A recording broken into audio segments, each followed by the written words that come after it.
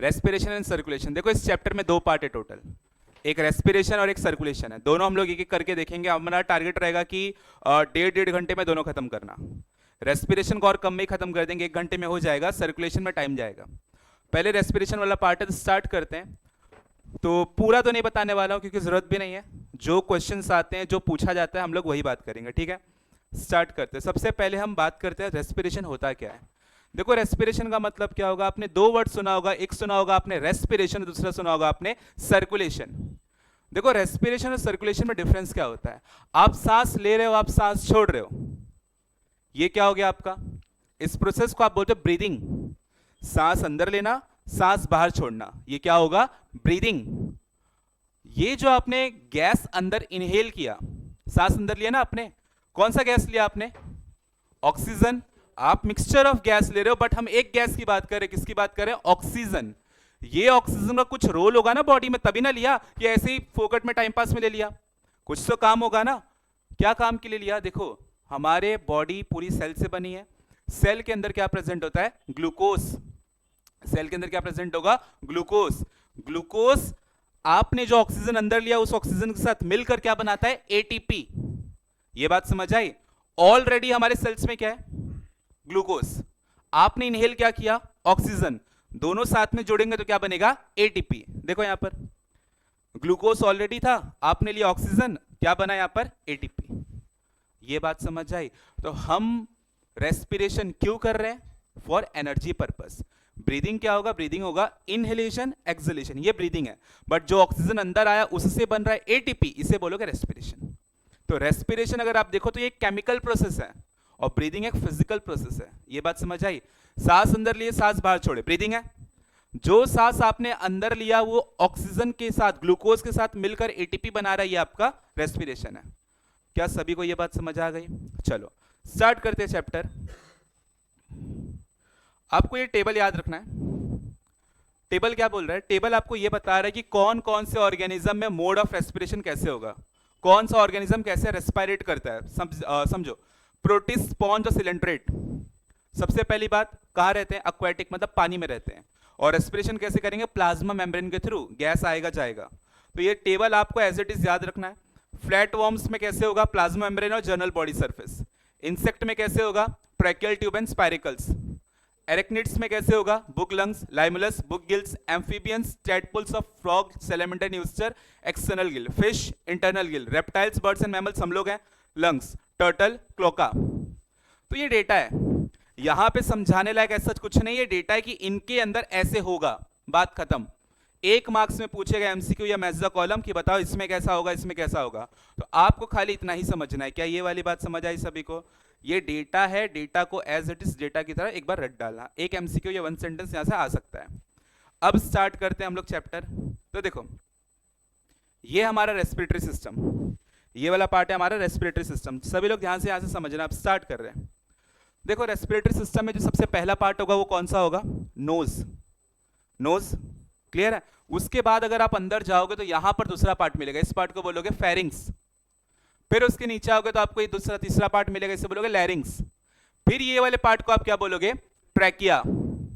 Trachea के नीचे आओगे तो आपको मिलेगा आपका लंग्स। तो एक एक करके हम सभी पार्ट को देखने जा रहे हैं। सबसे पहले हम कौन से पार्ट की बात करेंगे, नोज, ठीक है। तो we are starting with nose, ध्यान से समझना। नोज, सुनो ध्यान से। Nose has external pair of slit like opening. देखो नोज के अंदर सबसे, सुनो ऊपर ऊपर से सुनो, ये सब घर पे पढ़ना। नोज के अंदर 2 छेद होते हैं। बाहर के साइड ये पहला छेद, और यहां अंदर के साइड, यहां पर अंदर के साइड 2 छेद होगा। जो बाहर वाला छेद होगा आप उसे बोलते हो एक्सटर्नल नैर। जो अंदर वाला छेद होगा उसे बोलोगे इंटरनल नैर। एक्सटर्नल नैर, इंटरनल नैर के बीच में खाली जगह है अंदर, इस खाली जगह को आप क्या बोलोगे, नेजल कैविटी। क्लियर है सभी को। तो यहां पर कवि यही कह रहे हैं। अच्छा, दोनों छेद के बीच में देखो एक कार्टिलेज दिखेगा यहां पर, ये देखो ये कार्टिलेज होगा, इसे क्या बोलोगे, मेसेथमॉइड कार्टिलेज। क्लियर है, आप इसे बोलोगे मेसेथमॉइड कार्टिलेज। वापस सुनो, नोज के अंदर 2 छेद होता है, बाहर वाला 2 छेद, अंदर वाला 2 छेद। बाहर वाले को बोलोगे एक्सटर्नल नैर, अंदर वाले को बोलोगे इंटरनल नैर। बीच में जो खाली कैविटी उसे क्या बोलोगे, नेजल कैविटी। और बीच में जो कार्टिलेज जो दोनों कैविटी को डिवाइड कर रहा है उसे क्या बोलोगे, मेसेंथमॉइड कार्टिलेज। नेजल सेप्टम भी इसी को बोलते हैं। अब आगे आओ, नोज के अंदर आपको तीन चीजें दिखेंगी, याद रखो। व्रो, आप बोलते हो ना ब्रो, ब्रो नहीं बोलना है, बी को वी से रिप्लेस करके बोलो व्रो। वी से क्या आएगा, वेस्टिब्यूल। आर से आएगा रेस्पिरेटरी पार्ट। ओ से आएगा ऑल्फैक्टरी पार्ट। देखो वेस्टिब्यूल क्या होगा, ऊपर ऊपर से समझो। वेस्टिब्यूल वो पार्ट है जहां पे बाल है। बाल का काम क्या होगा, बाल का काम सिंपल सा होता है कि कोई भी कचरा, डस्ट, कुछ भी ऐसा पार्टिकल हो तो उसे अंदर आने ना देना, उसको ट्रैप कर लेना। कोई गंदगी आ रहा है, डस्ट आ रहा है, धूल मिट्टी आ रही है, उसको वहां पे ट्रैप कर लेना। क्लियर है बात। तो वेस्टिब्यूल कौन सा पार्ट है, वेस्टिब्यूल वो पार्ट है जहां पर बाल प्रेजेंट है और बाल का काम क्या होगा, कचरे को, फॉरेन डेब्रिस को वहां पे ट्रैप कर लेना। क्लियर है सबको। दूसरे पार्ट पे आ जाओ। दूसरा पार्ट है आपके पास रेस्पिरेटरी पार्ट। देखो रेस्पिरेटरी पार्ट को आप कंडीशनर भी बोलते हो। ये क्या करेगा, आप जो कोई भी गैस ले रहे हो, आप जो कोई भी हवा अंदर ले रहे हो, उसके टेम्परेचर को एडजस्ट करेगा। क्योंकि आपका जो फेफड़ा होता है ना, वो एक टेम्परेचर के लिए फिक्स होता है, उसको इतना ही टेम्परेचर चाहिए। अगर गर्म हवा लोगे तो शायद फेफड़ा जल जाए, ठंडा हवा लोगे तो हो सकता है ये सूख जाए। तो उस टेम्परेचर को फिक्स करने का पार्ट काम कौन करेगा, रेस्पिरेटरी पार्ट। और आप जो भी गैस लोगे ना, उसको हल्का सा गीला कर देगा, हल्का सा गीला कर देगा, वरना फेफड़ा सूख जाएगा। क्लियर है बात। आ जाओ यहां पर ऑल्फैक्टरी पार्ट। ऑल्फैक्टरी पार्ट का काम सिंपल है, आप जो कुछ भी स्मेल कर पाते हो उसके सिग्नल को कौन लेकर ब्रेन के पास भेजता है, ऑल्फैक्टरी पार्ट। ऑल्फैक्टरी पार्ट क्या करता है, स्मेल करने में हेल्प करता है, डिटेक्शन ऑफ स्मेल। आई बात समझ में। यहां पर हो गया नोज खत्म। एक बार फटाक से वापस से सुनो। देखो नोज के अंदर दो छेद होते हैं, बाहर के साइड दो होते हैं, अंदर के साइड दो होते हैं। बाहर वाले दो को बोलते हैं एक्सटर्नल लेयर, अंदर वाले दो को क्या बोलोगे, इंटरनल लेयर। दोनों के बीच में खाली जगह है जिसे बोलो नेजल कैविटी। कैविटी को बीच में डिवाइड किया गया, किसने किया, मेसेंथमॉइड कार्टिलेज। नोज के अंदर कितने पार्ट होंगे, तीन। व्रो, वी से वेस्टिब्यूल, आर से रेस्पिरेटरी, ओ से ऑल्फैक्टरी। वेस्टिब्यूल में क्या प्रेजेंट होगा, बाल, जो कि क्या करेगा, कचरे को ट्रैप करेगा। आर से रेस्पिरेटरी पार्ट की क्या करेगा, गरम को ठंडा, ठंडे को गरम, मतलब ऑप्टिमल करेगा, और हवे को हल्का सा क्या कर देगा, वार्म, गीला। थर्ड पार्ट है आपके पास ऑल्फैक्टरी पार्ट, क्या करेगा, स्मेल को डिटेक्ट करेगा। आपने क्या सूंघा, उसको अच्छा बुरा जो भी था उसको पहचानने में हेल्प करेगा। क्या यहां तक सब पहुंच चुके हो, ओके। चलो नेक्स्ट हम बात करते हैं फेरिंग्स की। फेरिंग्स देखो उसके नीचे वाला पार्ट होता है, ध्यान से सुनना सभी लोग। क्या हो गया,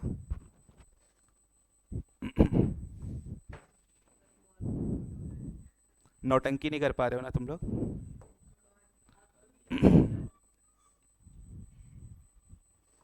देखो नाक से एक पाइप आया, माउथ से एक पाइप आया, दोनों पाइप देखो यहां पर कॉमनली जुड़ गया, दिख रहा है यहां पे। ये जो इतना पार्ट होता है, ये पार्ट, इस पार्ट को ही आप क्या बोलोगे, फेरिंग्स। क्या ये बात समझ आई, ये क्या बोलोगे, फेरिंग्स। अब ध्यान सुनो, देखो ये फेरिंग्स होता है इतना। फेरिंग्स के तीन पार्ट होते हैं, फेरिंग्स के तीन पार्ट होते हैं। ये देखो यहां पे नाक का पाइप खुला, यहां पे माउथ का पाइप खुला। जहां पे जिस हिस्से में नाक का पाइप खुलेगा आप उसे बोलोगे नेजोफेरिंग्स। जिस हिस्से में माउथ का पाइप खुलेगा उसे बोलोगे ओरोफेरिंग्स। और फेरिंग्स का वो हिस्सा जो कि लैरिंग्स के कांटेक्ट में आए, नीचे लैरिंग्स है ना, यहां नीचे लैरिंग्स है, उसके जस्ट ऊपर फेरिंग्स है, तो फेरिंग्स का वो हिस्सा जो लैरिंग्स से कांटेक्ट में आए उसे बोलोगे लैरिंगोफेरिंग्स। आई बात समझ में। ये था फेरिंग्स खत्म। फेरिंग्स के लिए आप बोलोगे it is a common passage, एक कॉमन रास्ता है, किसके लिए, खाना पानी हवा। खाना भी उधरी से जा रहा है, पानी भी उधरी से जा रहा है और हवा भी उधरी से जा रही है। तो दैट्स इट फॉर फेरिंग्स। एक बार वापस सुनो, फेरिंग्स का हमने क्या बोला, फेरिंग्स एक कॉमन पैसेज है फूड वाटर एयर के लिए। नेक्स्ट, आपका जो फेरिंग्स होता है उसमें नाक का पाइप भी खुलता है, उसे नेजोफेरिंग्स बोलोगे। माउथ का पाइप खुलेगा, ओरोफेरिंग्स बोलोगे। और फेरिंग्स का वो हिस्सा जो लैरिंग्स से कांटेक्ट में उसे बोलोगे लैरिंगोफेरिंग्स। क्लियर है सभी को। चलो अब आगे चलते हैं। चलो अब सुनो, लास्ट एक पॉइंट सुनो, ये एमसीक्यू आ सकता है। The pharynx has a set of lymphoid organ called tonsil. तो फेरिंग्स के जस्ट इधर हल्का सा देखो ऑर्गन छोटे छोटे लटकते रहता है, उसको बोलते टॉन्सिल, जो कि एक लिम्फोइड ऑर्गन है। लिम्फोइड ऑर्गन मतलब कोई भी बैक्टीरिया वायरस अगर वहां से जाएगा तो वो ऑर्गन उसको पकड़ के मार देगा। ऐसा ऑर्गन जो कि बैक्टीरिया वायरस को मारने का काम करता है, आपको ठीक रखने का काम करता है, ऐसे ऑर्गन को आप बोलते हो लिम्फोइड ऑर्गन। क्या सभी को ये वाली बात समझ आ गई? चलो नेक्स्ट, अब बात करेंगे हम लोग लैरिंग्स की। ध्यान से सुनना लैरिंग्स का। देखो लैरिंग्स क्या होगा आपका, लैरिंग्स एक छोटा सा पाइप है जिसके अंदर म्यूकस मेम्ब्रेन का फोल्ड है। आपका जो म्यूकस मेम्ब्रेन होता है ना बलगम, वो ना ऐसा लेयर बनाता है, ऐसे लेयर बना रहा है। क्लियर है बात? जब जब उस लेयर में वाइब्रेशन होती है, वो हल्का सा भी हिलेगा तो आपको साउंड प्रोड्यूस होता है, यहां पर गले से आवाज आती है। क्लियर है ये बात? देखो क्या बोल रहा है यहां पे, voice box, it is a part of respiratory tract which contain vocal cord. क्या बोलोगे आप उसे? Vocal cord. मैंने बोला ना अंदर ऐसा वोकल कॉर्ड होता है, म्यूकस मेम्ब्रेन का फोल्ड होता है, आप उससे बोलोगे vocal cord. The larynx extend from the laryngopharynx and the hyoid bone to the trachea. देखो नीचे वाला पार्ट आपका ट्रैकिया है, ऊपर वाला पार्ट फेरिंग्स था, उसी के दोनों के बीच में है, तो ये लोकेशन बताया है। नेक्स्ट आगे सुनो, it is a hollow tubular structure, it is made up of cartilage plates held by membrane muscle, internally it is lined by a pair of fold called elastic vocal cord, voice is produced when the air is passed in between them। मतलब देखो simple सी बात है,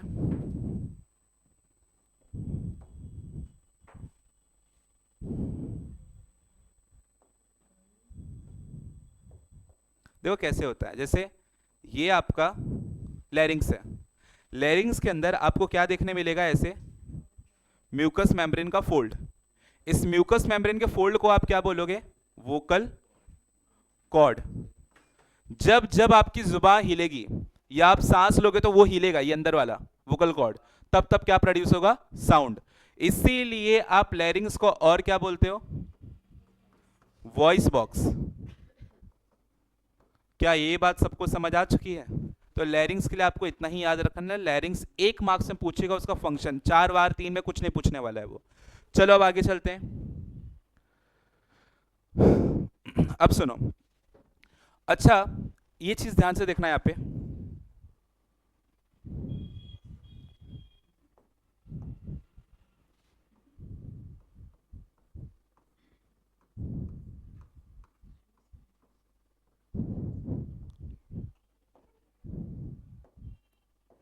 आप जो भी खाना खाओगे,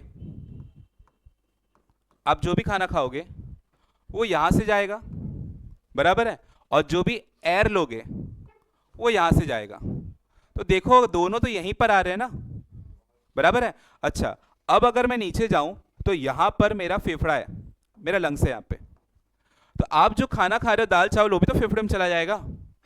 क्या ऐसा होना चाहिए? नहीं, फेफड़े में दाल चावल अच्छा नहीं लगेगा, बराबर है। दाल चावल को कहां जाना है? पेट में, स्टमक में। स्टमक का पाइप देखो यहां बाजू में से होता है, ऐसे स्टमक का पाइप यहां पे बाजू में, ऐसे। ये बात समझ आई सभी को? तो अब अपना खाना तो इतना पढ़ा लिखा है नहीं कि आप उसको बोलोगे कि वो पाइप में जाना, वो चला जाएगा। तो सुनो, देखो स्टमक का जो ओपनिंग होता है उसका नाम कुछ और होता है, आपके फेफड़े का जो ओपनिंग होता है उसका नाम कुछ और होता है, इसका नाम होगा ग्लॉटिस। जो विंड पाइप है उसका ओपनिंग का नाम क्या होगा? ग्लॉटिस। और जो फूड पाइप है उसके ओपनिंग का नाम होगा गुल्लेट। क्लियर है बात? खाने को कहां से जाना है? गुल्लेट में से। हवे को कहां जाना है? ग्लॉटिस में से। पर खाना भी तो ग्लॉटिस में से जा सकता है सीधा, तो हमने क्या किया, ऊपर एक ढक्कन लगा दिया। ये देखो ऊपर जस्ट एक हमने एक ढक्कन लगा दिया, जैसे ये खाने को देखेगा ढक्कन बंद हो जाएगा। आई बात समझ में? जैसे ऊपर से खाना आएगा ये ढक्कन क्या हो जाएगा? बंद हो जाएगा। तो ग्लॉटिस बंद हो गया, तो खाना अपने आप कहां जाएगा? गुल्लेट में। ये बात समझ आई? तो ये जो ढक्कन आपने लगाया, इस ढक्कन का नाम क्या होगा? एपीग्लॉटिस। क्या बोलोगे आप इसे? एपीग्लॉटिस। क्या ये बात सबको समझ आ गई? एक बार वापस सुनो, एक बार वापस सुनो। आप जो खाना खा रहे हो, आप जो सांस ले रहे हो, आप जो पानी पी रहे हो, सब कुछ कहां पर आएगा? फेरिंग्स में। क्लियर है बात? फेरिंग से कहां जाएगा? लैरिंग्स, ट्रैकिया, बाजू में एक और पाइप है, बाजू में एक और पाइप है, वो कहां जाएगा? स्टमक में। आप इस पाइप को क्या बोल रहे हो? Food pipe. और इसे क्या बोल रहे हो? Wind pipe. फूड पाइप का जो ओपनिंग है आप उसे क्या बोल रहे हो? गुल्लेट। और विंड पाइप का जो ओपनिंग है उसे क्या बोल रहे हो? ग्लॉटिस। खाना किस में जाना चाहिए? फूड पाइप में, मतलब गुल्लेट के थ्रू। जिस समय खाना नीचे आएगा आपको एक दरवाजा बंद करना होगा। किसका दरवाजा बंद करना होगा? ग्लॉटिस का। और उसके दरवाजे का नाम क्या है? एपीग्लॉटिस। तो जैसे ही आप निगलते हो वो अपने आप बंद हो जाता है, तो खाना ऑटोमेटिकली कहां जाएगा? फूड पाइप में। क्या ये वाला समझ आया सभी को? चलो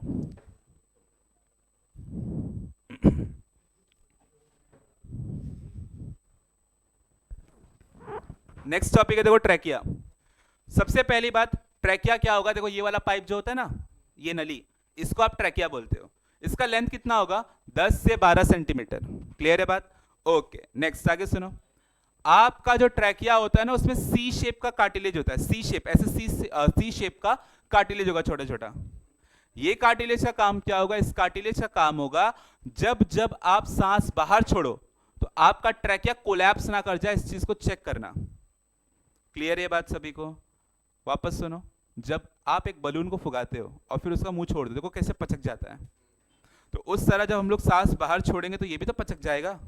तो ये ना पचके, इसीलिए यहां पर अंदर क्या है? सी शेप का कार्टिलेज, चूड़ी ऐसे गोल गोल, ऐसे गोल गोल, जिससे इतने पे फिक्स रहे आपका ट्रैकिया, ये पचक ना जाए सांस बाहर छोड़ने पे।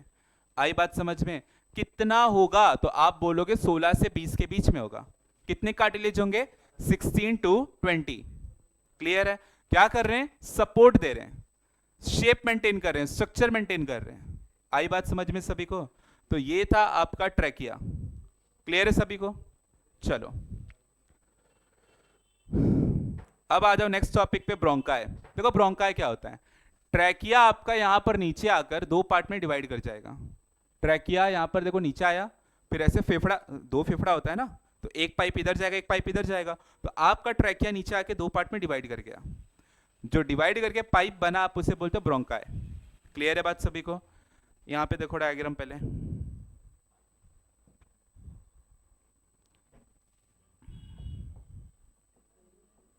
जैसे ये ट्रैकिया था।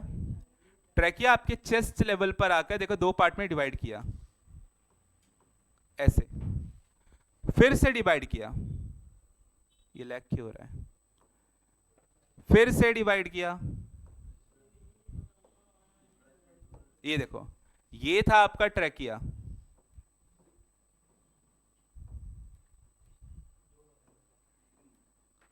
ट्रैकिया जब डिवाइड किया तो जो बना उसे क्या बोलोगे? Primary bronchi.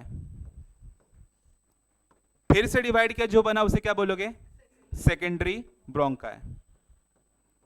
फिर से डिवाइड किया तो अब जो बना उसे क्या बोलोगे? Tertiary bronchi. फिर से डिवाइड करेगा ये, अब जो बनेगा उसे क्या बोलोगे? Terminal bronchiole. और टर्मिनल ब्रोंकियोल के लास्ट वाले पार्ट में आपको मिलेगा एल्वेलाई। एल्वेलाई के पहले होता है एल्वेलर डक्ट। क्या इतनी बात समझ आ गई सभी को? ब्रोंकाई क्या होता है समझ आया? अब सुनो आखिरी बात। आपका जो कार्टिलेज होता है ना, वो यहां पर होता है, देखो ऐसे होता है, सी शेप का। कितना होगा? 16 से 20। ये कार्टिलेज आपको कुछ कुछ यहां पे भी देखने मिलेगा, देखो यहां पर प्राइमरी, सेकेंडरी, टर्शरी, टर्मिनल तक देखने मिल जाएगा। क्लियर है बात? वहां तक मिल जाएगा आपको। चलो देखो, अब आ जाओ लंग्स पे। ध्यान से सुनना। आपके पास कितना लंग होता है? दो। लंग्स के ऊपर कवर होती है, इस कवर को बोलते हैं प्लूरा। लंग्स के ऊपर दो कवर होती है। बाहर वाले कवर को बोलोगे पेराइटल प्लूरा, अंदर वाले कवर को बोलोगे विसरल प्लूरा। दोनों प्लूरा के बीच में कुछ स्पेस होगा, इसे बोलोगे प्लूरल स्पेस। इसमें होगा कुछ फ्लूइड, जिसे बोलोगे प्लूरल फ्लूइड। इस प्लूरल फ्लूइड का काम क्या होगा? मॉइस्चर प्रोवाइड करना, न्यूट्रिशन प्रोवाइड करना। क्लियर है बात सबको? तो ये था आपका लंग्स। लंग्स दो है, एक राइट और एक लेफ्ट है ना। तो राइट वाला 3 लोब्स में डिवाइड होता है, 3 पार्ट में होता है, और लेफ्ट वाला 2। क्लियर है बात सभी को? एक बार इसको डायग्राम में देखो।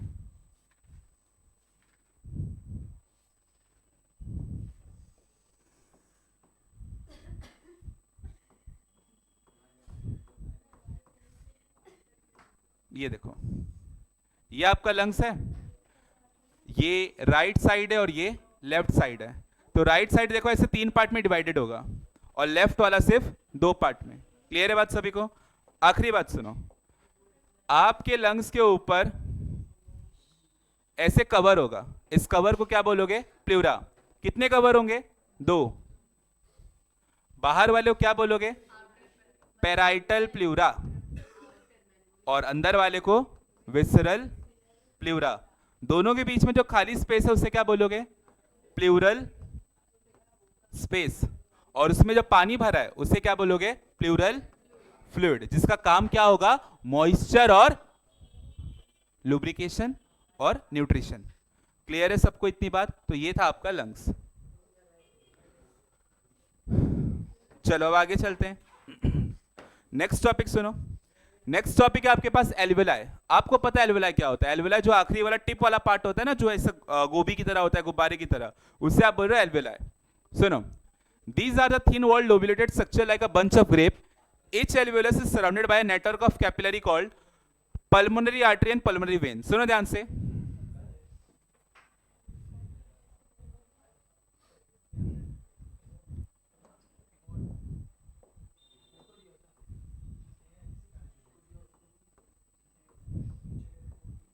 जैसे देखो ये एल्वेलाई है, ध्यान से सुनो, ये एल्वेलाई है। एल्वेलाई के अराउंड यहां पर आपको ब्लड वेसल दिखेगा। देखो यहां पे देखो, ये वाला ब्लड वेसल जो कि आर्टरी है, आप इसे बोलोगे पल्मोनरी आर्टरी। और ये जो वेन है इसे क्या बोलोगे? Pulmonary vein. क्या ये वाली बात समझ आ गई सभी को? तो ये था आपके एल्वेलाई का कंसेप्ट। एक बार वापस सुनो, एल्वेलाई, एल्वेलाई लास्ट पार्ट होगा जहां पर गैस आके इकट्ठा होती है। देखो यहीं पर गैस आएगी, ऑक्सीजन रुकेगा, बॉडी में से यहां पर आएगा कार्बन, यहीं पे रुकेगा। क्लियर है बात? अब सुनो, ऑक्सीजन जो आया वो बॉडी तक जाना चाहिए और कार्बन जो बॉडी में था यहां तक आना चाहिए। तो आने और ले जाने के लिए कौन होता है? पल्मोनरी आर्टरी और पल्मोनरी वेन, जो कि उसका अगल बगल में होते हैं। क्लियर है ये बात सभी को? तो ये था आपका एल्वेलाई का कंसेप्ट। समझ आया पक्का? लंग्स में कितने एल्वेलाई होते हैं? 700 मिलियन। क्या इतनी बात क्लियर हो गई सभी को? चलो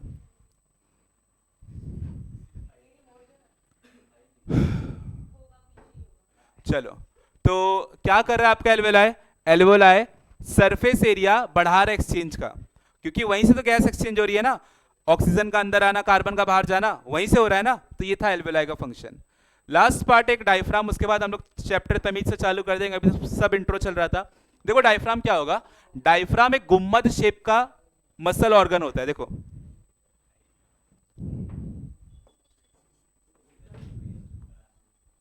ये देखो, ये डायफ्राम है। डायफ्राम कुछ ऐसा होता है। इसके जस्ट ऊपर क्या मिलेगा आपको? लंग्स। उसके जस्ट ऊपर मिलेगा लंग्स। ये है डायफ्राम। डायफ्राम एक मस्कुलर ऑर्गन है। कैसा ऑर्गन है? Muscular organ. डायफ्राम का शेप क्या होगा? डोम शेप, गुम्बद शेप का होता है। जब आप सांस अंदर लेते हो आपका फेफड़ा चौड़ा होगा तो ये नीचे बैठ जाएगा, और जब आप सांस बाहर छोड़ोगे तो ये वापस गुम्बद शेप का हो जाएगा। क्या सभी को ये वाली बात समझ आई? जब आप सांस लोगे तो ये क्या होगा? कॉन्ट्रैक्ट होगा कि रिलैक्स? कॉन्ट्रैक्ट, और वापस क्या हो जाएगा? रिलैक्स। क्लियर है बात सभी को? ओके चलो, इसके बाद हम लोग स्टार्ट करेंगे मैकेनिज्म ऑफ रेस्पिरेशन। यहां तक पूरा टॉपिक खत्म हो गया, कोई डाउट है तो पूछ लो।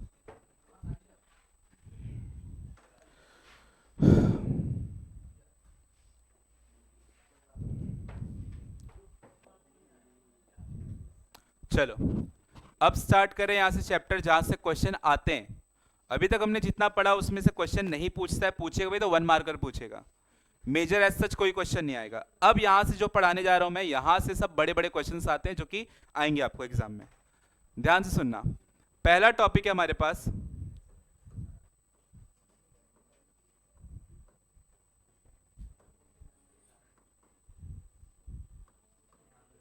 ब्रीदिंग। सुनो ध्यान से, पहला टॉपिक है हमारे पास ब्रीदिंग। ब्रीदिंग ध्यान से समझना कैसे होता है, क्या होता है। 4 मार्क्स के लिए पूछेगा ये। सुनो क्या होता है ब्रीदिंग। ब्रीदिंग का सिंपल सा मतलब होता है सांस अंदर लेना, सांस बाहर छोड़ना। सांस अंदर लेने के प्रोसेस को बोलते हो इंस्पिरेशन, सांस बाहर छोड़ने के प्रोसेस को बोलते हो एक्सपिरेशन, या इसी को इनहलेशन और एक्सलेशन भी बोलेंगे। क्लियर है बात सभी को? चलो आगे वाली बात सुनो। चाहे आपको करना हो इंस्पिरेशन, चाहे आपको करना हो एक्सपिरेशन, दोनों ही केस में कुछ ना कुछ प्रोसेस होगा बॉडी में, कुछ ना कुछ मूवमेंट होगी बॉडी में। क्या होगा, कैसे होगा, समझते हैं, ध्यान से सुनना। कौन कौन सा ऐसा पार्ट है हमारी बॉडी में जो कि इंस्पिरेशन को करवाएगा या एक्सपिरेशन को करवाएगा? कौन कौन सा ऐसा पार्ट है, समझते हैं। देखो, सबसे पहला पार्ट तो होगा आपका रिब्स। रिब्स क्या होता है? ये जो हमारे सीने की हड्डी होती है ना, इसको हम बोलते हैं रिब्स। दूसरा होगा यहां पर इंटर कोस्टल मसल। दूसरा क्या होगा? Intercostal muscle. और तीसरा क्या होगा? तीसरा होगा डायफ्राम। क्या सभी को ये तीनों पार्ट पता है कौन से क्या होते हैं? ये होता है हमारा रिब्स, दूसरा क्या दिया हमारा इंटरकोस्टल मसल। समझो इंटरकोस्टल मसल क्या होगा? इंटरकोस्टल मसल का मतलब होता है जो दो हड्डियों के बीच का मसल होता है ना जी, ये दो रिब है हमारा। जैसे यहां पे मैंने दो हड्डी बना दी, ये हमारे दो सीने की हड्डी है, उसके बीच में ऐसे मसल होगा ना, इस मसल को क्या बोलोगे? Intercostal muscle. दो मसल होता है, एक होता है बाहर की तरफ, एक होता है अंदर की तरफ। जैसे ये देखो, ऐसा दो हड्डी है, ये एक मसल होगा बाहर की तरफ, एक मसल होगा अंदर की तरफ। बाहर वाले को क्या बोलोगे? एक्सटर्नल इंटरकोस्टल मसल, और अंदर वाले को क्या बोलोगे? Internal intercostal muscle. क्लियर है सभी को? पक्का? इंटरकोस्टल मसल के कितने टाइप होते हैं? दो, बाहर वाले को एक्सटर्नल और अंदर वाले को इंटरनल। ओके, चलो अब आगे समझो।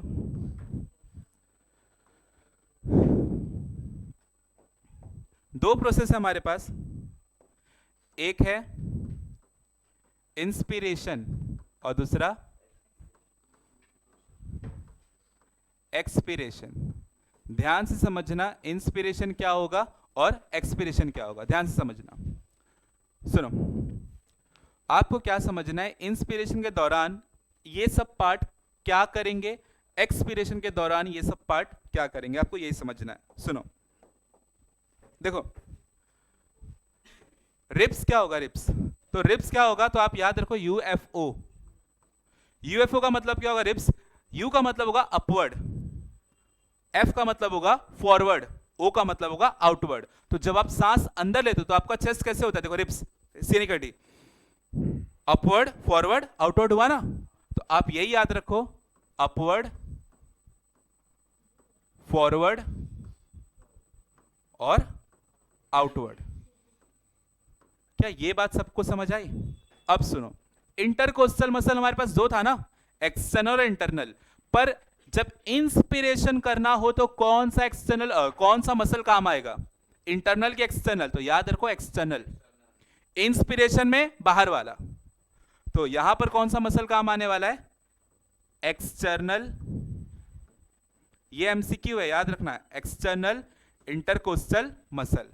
तो सवाल अब ये उठता है कि ये मसल कॉन्ट्रैक्ट करेगा कि रिलैक्स करेगा? क्लियर है बात? समझो, पेन दो, एक उधर दो, पेंसिल दो, कुछ भी दो चलेगा, एक दो। जैसे ये देखो, दो हड्डी है हमारे पास, ये दो, ठीक है, दो रिब्स है अपना। अब सुनो, ऊपर एक हड्डी है और नीचे एक हड्डी है, समझो। अब अगर मुझे अपने लंग्स को फुलाना है तो मैं इसको और दूर लेके जाऊं कि पास लेके आऊं? पास लेके आने पे देखो फूक गया ना, अब ऐसा हवा आएगा तो फूकेगा ना। अभी फूकेगा क्या? नहीं फूकेगा। ये वाली बात समझ आई? तो बताओ, इस मसल का मैं कॉन्ट्रैक्शन करूं कि रिलैक्सेशन करूं? कॉन्ट्रैक्शन। तो आपका एक्सटर्नल मसल क्या करेगा? कॉन्ट्रैक्ट। डायफ्राम पे आ जाओ, डायफ्राम को पचका दूं कि वैसे ही रहने दूं? पचकाओगे तभी ना जगह बनेगा, फिर वो पक्का लंग्स फैलेगा। तो क्या करोगे? इसका भी कॉन्ट्रैक्शन। क्या ये बात समझ आई सभी को? तो ये सब मूवमेंट जब होगा, क्या क्या मूवमेंट हुआ? आपका रिब फैल गया, बराबर है, तो अंदर जगह बढ़ी कि कम हुई? बढ़ गई। Okay, external intercostal muscle contract हुआ तो जगह बढ़ी कि कम हुई? बढ़ी। डायफ्राम नीचे चला गया तो लंग्स के अंदर जगह बढ़ी कि कम हुआ? तो थोरैसिक कैविटी आपका स्पेस क्या हुआ? वॉल्यूम क्या हुआ? इंक्रीज। वॉल्यूम क्या हुआ? वॉल्यूम इंक्रीज तो pressure decrease, pressure is inversely proportional to volume, ये आपको पढ़ा होगा फिजिक्स में। तो वॉल्यूम जब बढ़ा तो प्रेशर क्या हो गया, कम। अब सुनो, जो हमारा गैस होता है ना उसका मूवमेंट कहां से कहां होता है, high pressure to low pressure. जहां पे किसी गैस का प्रेशर ज्यादा होता है वहां से वो कम की तरफ आता है। ये बात क्लियर है सबको? तो देखो अंदर प्रेशर कम हो चुका है लेकिन बाहर तो प्रेशर ज्यादा है ना, तो गैस कहां से कहां आएगा, बाहर से अंदर। क्लियर है बात? और जब गैस बाहर से अंदर आएगा तो इस प्रोसेस को आप क्या बोलते हो, इंस्पिरेशन। यहां पर क्या हो गया, इंस्पिरेशन। क्लियर हुआ सभी को? तो यहां पर इंस्पिरेशन कैसे हुआ, क्लियर हुआ सभी को? अब आ जाओ एक्सपिरेशन में। देखो एक्सपिरेशन में सब उल्टा करना है। यहां पे अपवर्ड फॉरवर्ड आउटवर्ड हुआ था, वहां पर क्या हो जाएगा, इनवर्ड बैकवर्ड और डाउनवर्ड। क्लियर है? यहां पर आपका इंटरकोस्टल मसल कॉन्ट्रैक्ट किया था ना, वहां पे क्या करेगा, यहां पर रिलैक्स कर जाएगा। और यहां पर नहीं, जो मसल कॉन्ट्रैक्ट किया वही रिलैक्स करेगा ना। नहीं नहीं, एक्सटर्नली रहेगा अभी भी। अगर एक्सटर्नल कॉन्ट्रैक्ट किया तो वही रिलैक्स करेगा ना। अगर आप एक्टिवा से कहीं गए हो तो एक्टिवा से ही वापस आओगे ना, दूसरी गाड़ी से ना आओगे। अब सुनो, डायफ्राम यहां पे कॉन्ट्रैक्ट किया था, वापस यहां पर क्या हो जाएगा, डोम शेप, रिलैक्स कर जाएगा। क्या सभी को इतनी बात समझ आ गई? तो ये था आपका ब्रीदिंग। ब्रीदिंग में सिंपल सा कंसेप्ट आपको याद रखना है कि pressure is inversely proportional to volume, पहली बात। दूसरा, 3 पार्ट्स इन्वॉल्व होते हैं ब्रीदिंग करने के लिए। पहला पार्ट क्या होता है, रिब्स। दूसरा पार्ट क्या होगा, इंटरकोस्टल मसल। तीसरा पार्ट क्या होगा, डायफ्राम। अगर मैं इंस्पिरेशन की बात करूं तो रिब्स का मूवमेंट क्या होगा, तो आप बोलोगे upward forward outward. Intercostal muscle की बात करें तो 2 है, एक्सटर्नल और इंटरनल। पर इंस्पिरेशन में कौन सा काम आएगा, एक्सटर्नल। कॉन्ट्रैक्ट करेगा कि रिलैक्स, कॉन्ट्रैक्ट करेगा। और डायफ्राम आपका फ्लैट हो जाएगा, फ्लैट हो जाएगा, कॉन्ट्रैक्ट करेगा। तो आपके लंग्स का वॉल्यूम क्या हो गया, बढ़ गया। लंग्स का वॉल्यूम बढ़ा तो प्रेशर क्या हो गया, कम। उस प्रेशर को बैलेंस करने के लिए गैस का मूवमेंट कहां से कहां होगा, बाहर से अंदर। आपका गैस यहां से बाहर से आ जाएगा अंदर, क्योंकि उसको प्रेशर को बैलेंस करना है। तो इस प्रोसेस को आपने क्या बोला, इंस्पिरेशन। और अगर इसका सब उल्टा कर देंगे तो हम लोग का क्या हो जाएगा, एक्सपिरेशन। ध्यान से समझना, इंस्पिरेशन एक एक्टिव प्रोसेस है और एक्सपिरेशन एक पैसिव प्रोसेस है। एक्टिव मतलब हम एफर्ट ले रहे पूरा, पैसिव मतलब अपने आप हो गया। आई बात समझ सभी को, पक्का? क्या इंस्पिरेशन एक एक्टिव प्रोसेस है, मतलब हम लोग एफर्ट ले रहे हैं, और एक्सपिरेशन एक पैसिव प्रोसेस है, मतलब वो अपने आप हो जा रहा है।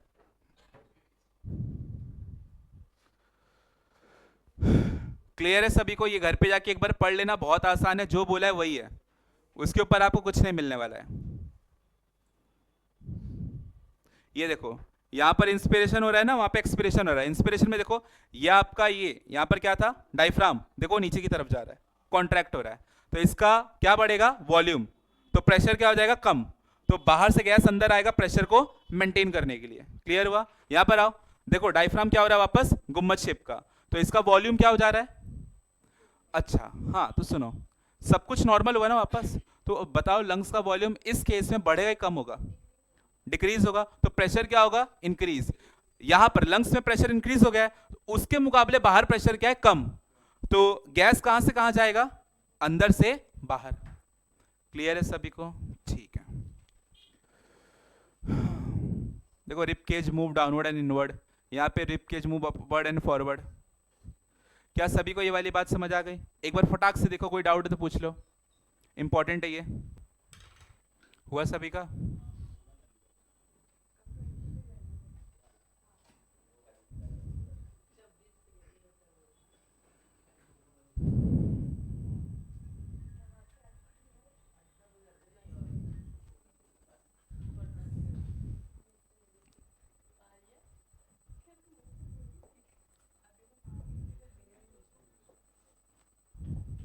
सुनो, नेक्स्ट टॉपिक है हमारे पास रेस्पिरेटरी एक्सचेंज सरफेस।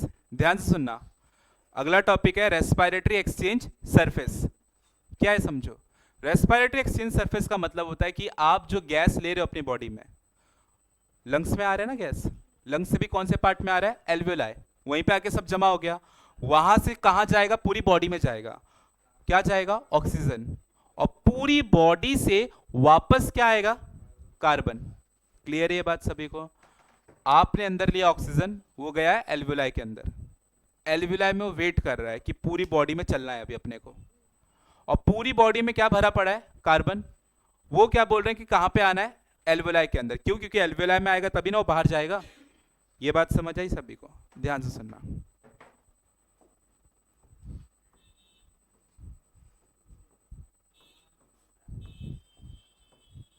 ये एल्वियोलाई है आपका। क्लियर है बात सभी को? आपका एल्वियोलाई सेल से ही बना होगा ना? ये जो सेल से बना होगा, इस सेल को आप क्या बोलोगे? Simple squamous epithelium. क्या बोलोगे इस सेल को? Simple squamous epithelium. क्लियर है बात? अब सुनो, इसके अंदर क्या मिलेगा आपको? एल्वियोलाई के अंदर क्या मिलेगा? ऑक्सीजन। क्या है अंदर? ऑक्सीजन। ऑक्सीजन को लेने कौन आता है? ऑक्सीजन को लेने आएगा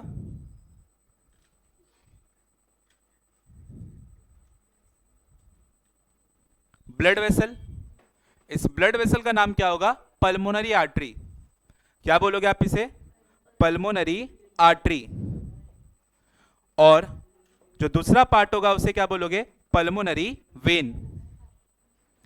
आपके एल्वियोलाई के पास दो ब्लड वेसल होते हैं, एक पल्मोनरी आर्टरी और एक बोलोगे पल्मोनरी वेन। क्लियर है बात सभी को? पल्मोनरी आर्टरी, पल्मोनरी आर्टरी कौन सा वाला ब्लड लेकर आएगा एल्वियोलाई के पास? तो आप बोलोगे यहां पर वो लेकर आएगा कार्बन वाला ब्लड। कौन सा ब्लड लेके आएगा? कार्बन वाला ब्लड। ये एक्सेप्शन है पूरी बॉडी का। आर्टरी यहां पे कार्बन वाला ब्लड ला रहा है, नहीं लाता है कभी, ये एक एक्सेप्शन है। और वेन कौन सा ब्लड लेकर जाएगा वापस? ऑक्सीजन वाला। कौन है ये? Pulmonary vein. कार्बन वाला ब्लड लेकर आके दे देगा आपके एल्वियोलाई में, और ऑक्सीजन वो निकाल के लेकर जाएगा। क्लियर है बात सभी को? अब सुनो, दोनों के बीच में एक मेम्ब्रेन होगा। दोनों के बीच में एक मेम्ब्रेन होगा। इस मेम्ब्रेन को क्या बोलोगे? बेसमेंट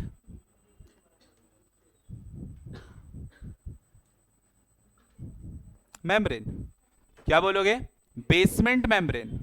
अब सुनो लास्ट बात, आपका जो ब्लड वेसल है वो भी तो सेल से बना है। इस सेल को क्या बोलोगे? Endothelial cell. Endothelial cell. खत्म।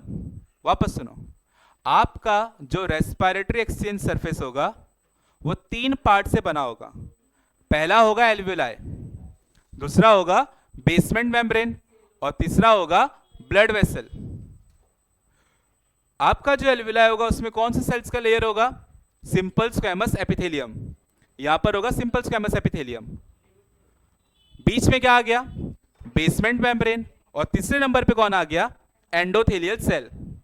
तीनों को मिलाकर बोलोगे रेस्पिरेटरी एक्सचेंज सरफेस, मतलब एक ऐसा सरफेस जिसके अक्रॉस गैस का मूवमेंट हो रहा है। अगर ऑक्सीजन को खून में जाना हो तो पहले इसको पार करना पड़ेगा, फिर इसको पार करना पड़ेगा, फिर इसको पार करना पड़ेगा, तब आएगा यहां पर। और कार्बन को भी बाहर जाना हो तो तीनों को पार करना होगा। तो कोई ऐसा लेयर जिसको गैस पार कर रहा है ट्रांसफर के लिए, आप उसे क्या बोलोगे? Respiratory exchange surface. वो सरफेस जहां पे रेस्पिरेटरी गैस क्या हो रहा है? एक्सचेंज हो रहा है। क्या ये बात सबको समझ आ गई? डायरेक्ट क्वेश्चन आएगा, वो यही बना के यही लिखना है पॉइंट में। ये बना के 4 पॉइंट लिख दो कि the alveoli is made up of simple squamous epithelium, then there is a thin layer called basement membrane, then there is third layer of blood vessel made up of endothelial cell. Any gas that has to cross it may have to cross all the 3 layers, and these 3 layers together is known as respiratory exchange surface.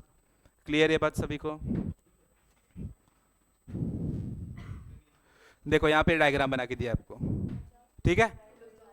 अब देखो यहां पर एक last बात सुनो, ये वाला point important, ये एमसीक्यू है।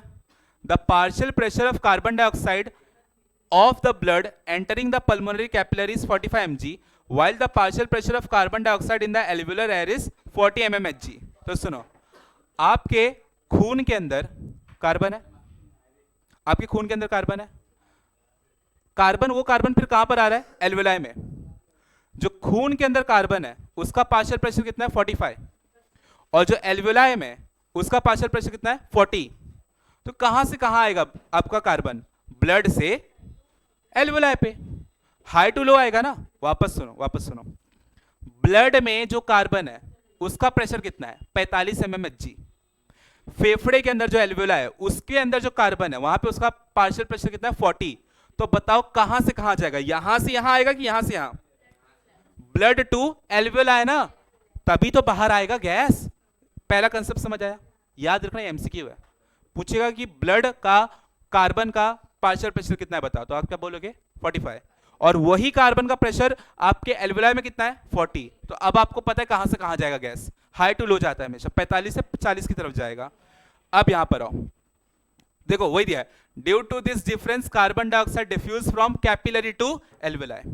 अब यहां पर आओ, देखो partial pressure of oxygen of blood in the pulmonary capillary is 40 and in the alveolar blood is 104। Oxygen की बात करते हैं, कार्बन हो गया ना, अब ऑक्सीजन की बात करते हैं। ऑक्सीजन का पार्शियल प्रेशर एल्वेलाई में कितना है? 104, और ब्लड में कितना है? 40। कहां से कहां जाएगा? Alveoli to blood.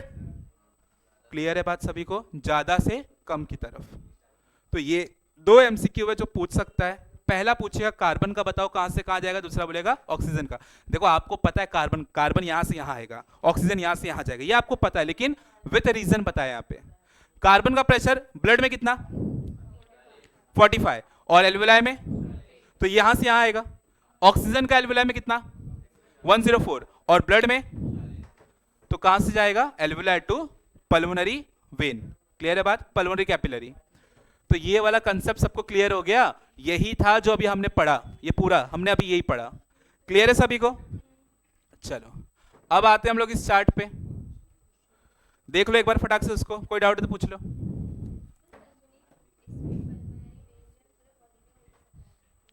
Pulmonary vein, pulmonary vein heart को ट्रांसफर करती है, हार्ट पूरे बॉडी में सप्लाई करता है। आपके लंग्स में मोटर थोड़ी ना है, वो तो हार्ट के पास है ना पंप करने का, तो वो करता है। अभी डबल सर्कुलेशन बताऊंगा तो वहां पे समझेगा। चलो अब ध्यान से सुनो, नेक्स्ट टॉपिक है हमारे पास पल्मोनरी वॉल्यूम एंड कैपेसिटी। ध्यान से सुनना, लग रहा है पूरा लेक्चर इसी में जाएगा। Pulmonary volume and capacity. देखो पल्मोनरी वॉल्यूम एंड कैपेसिटी ये 1 मार्क्स में पूछेगा, ध्यान से एक करके समझना। सबसे पहले दिया है लंग वॉल्यूम और उसके बाद दिया लंग कैपेसिटी, नीचे दिया आपको लंग कैपेसिटी। एक एक करके हाथों हाथ अभी एकदम प्रिपेयर कर लो, तुरंत याद होगा। सुनो, लंग वॉल्यूम की बात करते हैं। सबसे पहला वॉल्यूम है टाइडल वॉल्यूम। सबसे पहला वॉल्यूम आपको दिया है टाइडल वॉल्यूम। ध्यान से सुनना, देखो टाइडल वॉल्यूम क्या होगा। आप चुपचाप बैठे हो, आपने सांस अंदर लिया, ये टाइडल वॉल्यूम है। जब कोई इंस्पिरेशन करता है ना, हल्का सा नॉर्मल इंस्पिरेशन, नॉर्मल, इसे क्या बोलोगे? Tidal volume. क्लियर है बात सभी को? बट अगर मैं नॉर्मल एक्सपिरेशन किया, ये भी टाइडल वॉल्यूम है। तो चाहे आप इंस्पिरेशन करो चाहे आप एक्सपिरेशन करो, दोनों को ही क्या बोलोगे? Tidal volume. दोनों को एक साथ नहीं बोलोगे, अलग अलग। इंस्पिरेशन किया तो भी टाइडल वॉल्यूम, एक्सपिरेशन किया तो भी टाइडल वॉल्यूम। तो टाइडल वॉल्यूम सबको समझ आया? टाइडल वॉल्यूम का मतलब होगा चाहे आप करो इंस्पिरेशन चाहे आप करो एक्सपिरेशन, उसी वॉल्यूम को जितना आपने इंस्पिरेशन किया या जितना आपने एक्सपिरेशन किया, जितना गैस, उतने गैस को क्या बोलोगे? Tidal volume. मात्रा, मात्रा, वॉल्यूम कितना होगा? ये 500। कितना होगा? 500। नॉर्मल इंस्पिरेशन किया, कितना गैस लिया? 500 ml लिया। नॉर्मल एक्सपिरेशन किया, कितना गैस निकाल दिया? 500 ml। इसी को क्या बोलोगे? Tidal volume. क्लियर है बात सभी को? ओके, नेक्स्ट आ जाओ, इंस्पिरेटरी रिजर्व वॉल्यूम। देखो इंस्पिरेटरी रिजर्व वॉल्यूम क्या होता है? लेट्स सपोज आप रोड पे जा रहे हो, ठीक है, नॉर्मली सांस ले रहे हो, नॉर्मली आप सांस ले रहे हो, तभी आपको ना समोसे का स्मेल आ गया, तो आपने जोर से, पहले नॉर्मल सांस लिया था, ओ समोसा खींच लिया जोर से, इसे क्या बोलोगे? IRV, inspiratory reserve volume. What is inspiratory reserve volume? आप बोलोगे पहले हमने लिया नॉर्मल इंस्पिरेशन, पहले हमने क्या किया? नॉर्मल इंस्पिरेशन, फिर किया फोर्सफुल और तेज किया, इसे क्या बोलोगे? Inspiratory reserve volume, inspiration plus normal inspiration plus forceful inspiration क्या होगा, इंस्पिरेटरी रिजर्व वॉल्यूम कितना होगा, तो आप बोलोगे 2000 टू 3000 ml। क्लियर हुआ सभी को। अब आ जाओ एक्सपिरेटरी रिजर्व वॉल्यूम में, ध्यान से समझना सुनो। देखो एक्सपिरेटरी रिजर्व वॉल्यूम क्या होगा, आपने पहले नॉर्मली सांस छोड़ा, फिर तुरंत तुरंत तुरंत जोर से सांस छोड़ दिया, इसे क्या बोलोगे, एक्सपिरेटरी रिजर्व वॉल्यूम। क्लियर है बात सभी को। ये कितना होगा, ये होगा 1000 से 1100। तीन क्लियर है सबको। वापस आओ, टाइडल वॉल्यूम क्या था, नॉर्मली सांस लिया या नॉर्मली सांस छोड़ा, टाइडल वॉल्यूम 500। दूसरा था inspiratory reserve volume, normal inspiration forceful inspiration, पहले नॉर्मली सांस लिया फिर जोर से सांस लिया, ये हो गया इंस्पिरेटरी रिजर्व वॉल्यूम कितना होगा, 2000 से 3000। फिर था ईआरवी एक्सपिरेटरी रिजर्व वॉल्यूम, पहले नॉर्मली सांस छोड़ा फिर तुरंत जोर से सांस छोड़ा, ये क्या होगा, ईआरवी एक्सपिरेटरी रिजर्व वॉल्यूम कितना होगा, 1000 से 1100। क्लियर है। अब आ जाओ आगे, डेड स्पेस। देखो डेड स्पेस क्या होगा, अच्छा ये रास्ता है ना गैस का, ये रास्ता है ना, अच्छा ये रास्ते में हमेशा कुछ ना कुछ अमाउंट ऑफ गैस रहेगा ही रहेगा, बराबर है। क्या ये गैस हम कभी यूज कर पाएंगे, ऐसे समझो जैसे ऊपर एक टाकी लगा है और यहाँ नीचे नल है, मैं नल चालू करूंगा तो पानी नीचे गिरेगा, नल बंद करूंगा तो पानी रुक जाएगा। वो टाकी से लेकर नल तक के बीच में पाइप है ना, उस पाइप में थोड़ा बहुत पानी तो हमेशा होता है, बंद करोगे तो वापस कुछ पानी फंस जाएगा, क्या वो पानी जिंदगी में कभी यूज कर पाओगे। अब आप बोलोगे सर नल खोलेंगे पानी तो मिल जाएगा, हाँ मिल जाएगा, बंद करोगे फिर से पानी फंस जाएगा ना, उस हिस्से का पानी कभी यूज कर पाओगे, नहीं कर पाओगे। हमेशा जब चालू करोगे तो वापस कुछ ना कुछ अमाउंट ऑफ पानी वहां फंसेगा, रुकेगा। इस पानी को क्या बोलोगे, उस जगह को क्या बोलोगे, डेड स्पेस। वो जगह क्या है, डेड स्पेस, मतलब उस जगह का गैस आप, इस जगह का गैस आप यूज नहीं कर पाते, हमेशा यहाँ पे कुछ ना कुछ अमाउंट ऑफ गैस फंसता है, रुकता है, उस गैस को क्या बोलते हो, डेड स्पेस वॉल्यूम कितना होगा, 150। कितना होगा, 150। आई बात समझ में। अब आ जाओ रेसिडुअल वॉल्यूम। सुनो सुनो ध्यान से सुना, the volume of air that remain in the lung and the dead space even after maximum expiration. आप जी जान लगाकर जितना तेजी से एक्सपिरेशन कर सकते हो कर दो, जोर से। अब जो अंदर बच गया ना वो होगा आपका रेसिडुअल वॉल्यूम। जितनी ताकत है सब लगा के एक्सपिरेशन करो, जो बच गया उसी को क्या बोलोगे, रेसिडुअल वॉल्यूम। क्या ये बात समझ आई सभी को। तो यहां पर जितने भी वॉल्यूम थे सब खत्म हो चुके हैं। एक बार वापस समझते हैं, एमएल मात्रा, एमएल मिलीलीटर, इतना बच जाएगा अंदर, इतना फिर भी बचेगा जब सब निकाल दोगे तब। चलो एक बार फटाक से रिकॉल कर रहे हैं, इसको इससे तमीज से पढ़ा रहा हूं क्योंकि ये वाला पोर्शन सब लोग वीडियो में भी देखेंगे बार बार। अभी तक जो पढ़ाया था वो कोई नहीं देखेगा मेरे हिसाब से ऐप पे, जब ऐप पे सर वीडियो डालेंगे ये वाला सब देखने वाले, क्योंकि यहाँ पे सबको डाउट आता है। ये वाला मैंने एकदम अच्छे से पढ़ाया क्योंकि यहाँ पे भी डाउट आता है, ये जो अभी आप मैंने बताया ना आपको, तो यहीं से। और कौन देखेगा, ये ब्रीदिंग देखोगे, बाकी उसके ऊपर का मत देखना, वीडियो में भी देखोगे ना ऐप पे तो मत देखना। कहां से देखना चालू करना, breathing, inspiration expiration, respiratory exchange surface, और उसके बाद आपका ये तीनों, मतलब ये पूरा लंग वॉल्यूम और कैपेसिटी। एक बार वॉल्यूम फटाक से रिकॉल करें, फटाक से सुनो। सबसे पहला टाइडल वॉल्यूम, सांस अंदर लिया टाइडल वॉल्यूम, सांस बाहर छोड़ा टाइडल वॉल्यूम कितना होगा, 500। दूसरा आईआरवी, आईआरवी क्या होगा, इंस्पिरेशन फोर्सफुल इंस्पिरेशन। ये देखो ऐसे, पहले ये नॉर्मल है फिर ये फोर्सफुल।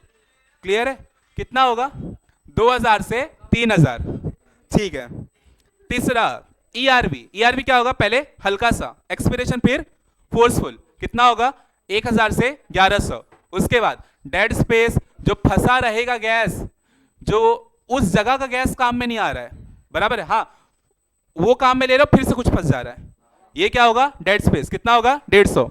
लास्ट से RV, Ravi, Ravi residual volume क्या होगा, जी जान लगा के एक्सपिरेशन कर दो, सांस बाहर छोड़ दो, जो अंदर बच गया वो क्या होगा, रेसिडुअल वॉल्यूम कितना होगा, आप बोलोगे 1100 से 1200। आई बात समझ में सभी को। चलो अब दो कैपेसिटी हमारे पास, एक है टोटल लंग कैपेसिटी और एक है वाइटल कैपेसिटी।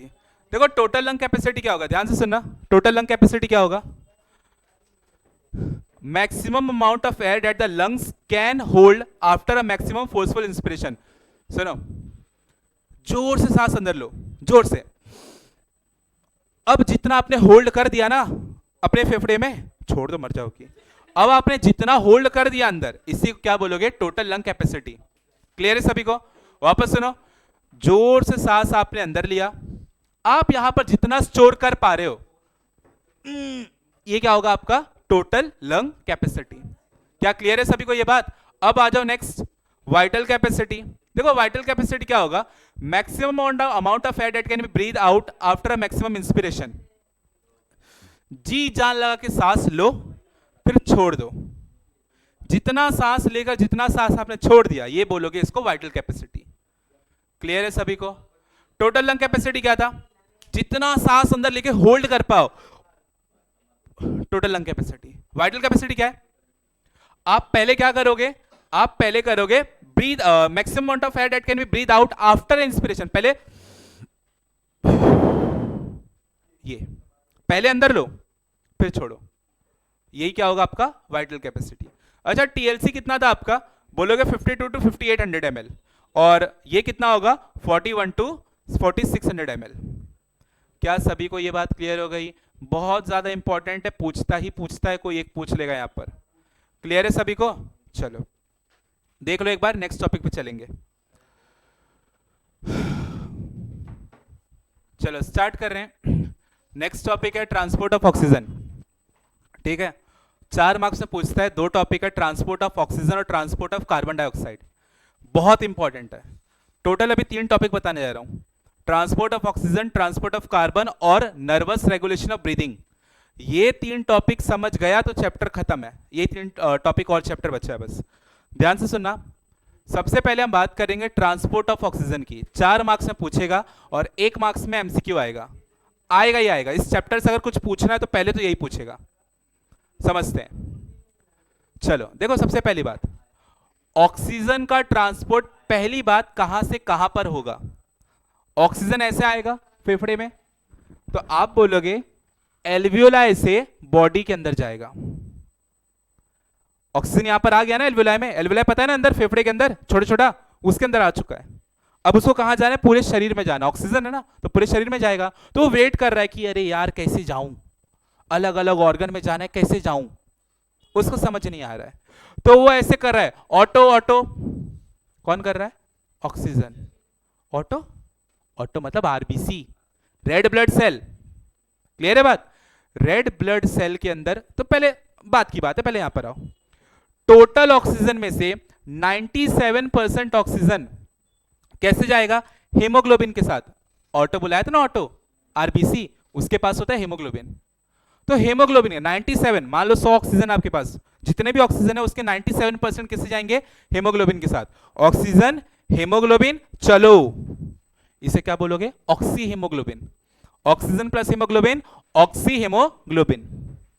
बचे कुचे 3% कैसे जाएंगे? तो सुनो, खून में पानी भी तो होता है जिसको हम बोलते हैं प्लाज्मा, तो प्लाज्मा के साथ जाएंगे, डिसॉल्व होकर उसमें घुल जाएंगे और चले जाएंगे। पैदल निकल गए कुछ लोग, पैदल वाले ये लोग, प्लाज्मा मतलब पैदल, याद रहेगा। वापस सुनो, एल्वियोलाई के अंदर ऑक्सीजन है 97%, कैसे जाएंगे?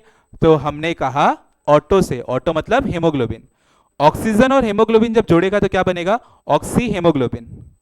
और बचे कुछ 3% किसे जाएंगे? पैदल, मतलब प्लाज्मा में डिसॉल्व होके। क्या यहां तक पहुंच गए सब लोग? चलो अब सुनो आगे की बात, स्क्रॉल करो और करो। हाँ चलो अब सुनो, 100 ml ब्लड, मान लो इसमें 100 ml, इसमें 100 ml ब्लड है।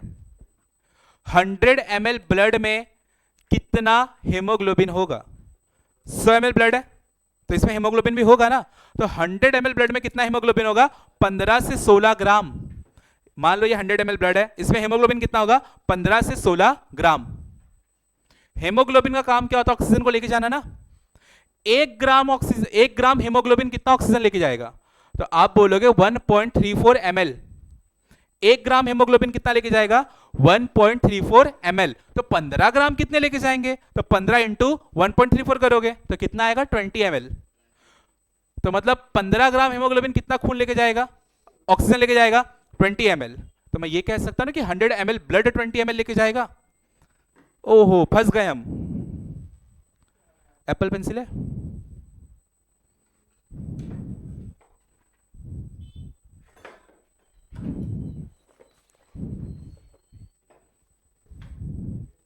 आईपैड दो। चलो सुनो सब लोग यहां पे देखो, फटाक से देखो।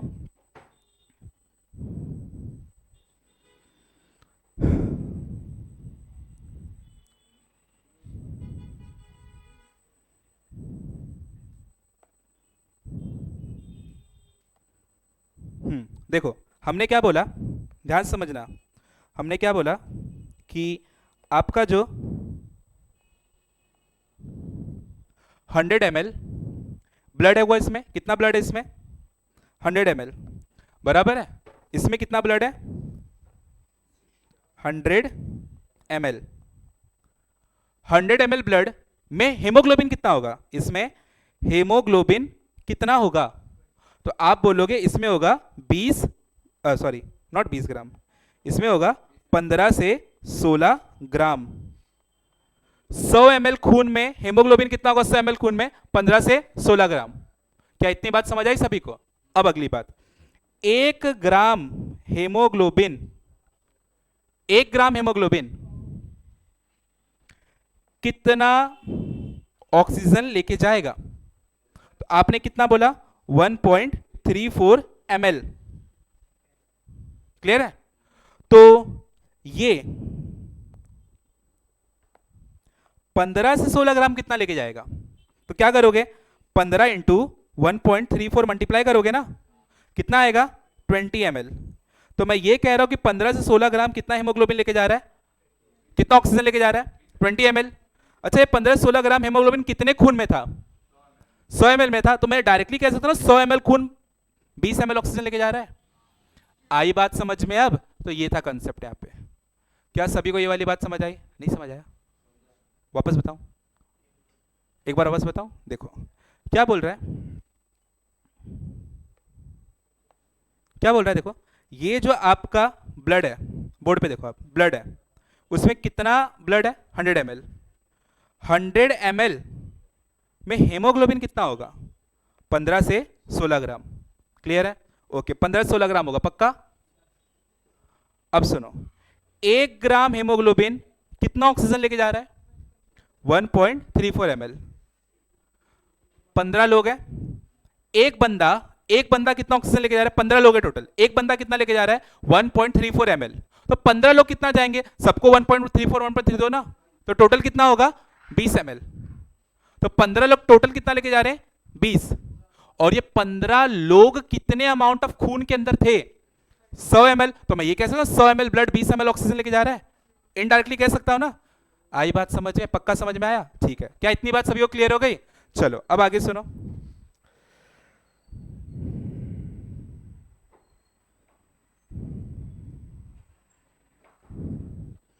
अब सुनो, तो देखो लास्ट में वही बात लिखी है कि 100 ml of blood contain 20 ml oxygen. क्या सभी को ये वाली बात क्लियर हो गई? अब सुनो आगे की बात। अब नेक्स्ट सुनो पार्शियल प्रेशर। देखो पार्शियल प्रेशर क्या होगा, ध्यान से सुनना। पार्शियल प्रेशर क्या होगा? इस क्लास में बहुत सारी गैस है, कार्बन भी होगा, ऑक्सीजन भी होगा, नाइट्रोजन भी होगा, किसी ने छोड़ा भी होगा, बहुत सारी गैस है। पर हम कौन से गैस की बात कर रहे हैं अभी? हम ऑक्सीजन की बात कर रहे हैं ना। भेदभाव कर रहे हैं ना, भेदभाव कर रहे हैं, पार्शियलिटी कर रहे हैं। इसी को बोलते हैं पार्शियल प्रेशर। जब बहुत सारे गैस में आप एक गैस के प्रेशर की बात करो तो उसके लिए कौन सा वर्ड यूज करोगे? Partial pressure. क्लियर हुई ये बात? अब सुनो, गैस का मूवमेंट कहां से कहां होता है आपको पता है? High pressure to low pressure. अगर आपका सिलेंडर लीक कर रहा है तो बाहर की गैस सिलेंडर में नहीं आ रही है, सिलेंडर गैस बाहर जा रही है। क्यों? क्योंकि सिलेंडर के अंदर प्रेशर ज्यादा है, बाहर प्रेशर कम है। आई बात समझ में? तो गैस का मूवमेंट हमेशा कहां से कहां होगा? High pressure to low pressure, high partial pressure to low partial pressure. ये समझ आया सभी को? स्क्रॉल करो। चलो अब सुनो, अगली बात सुनो। आपका जो हेमोग्लोबिन होता है ना, हेमोग्लोबिन, एक हेमोग्लोबिन कितना ऑक्सीजन लेके जाएगा? 1 ग्राम हेमोग्लोबिन नहीं, एक हेमोग्लोबिन, वो 1 ग्राम था, याद करो, एक हेमोग्लोबिन 4 ऑक्सीजन लेके जाता है। क्लियर है बात? एक हेमोग्लोबिन कितना ऑक्सीजन लेके जाएगा? 4। देखो देखो,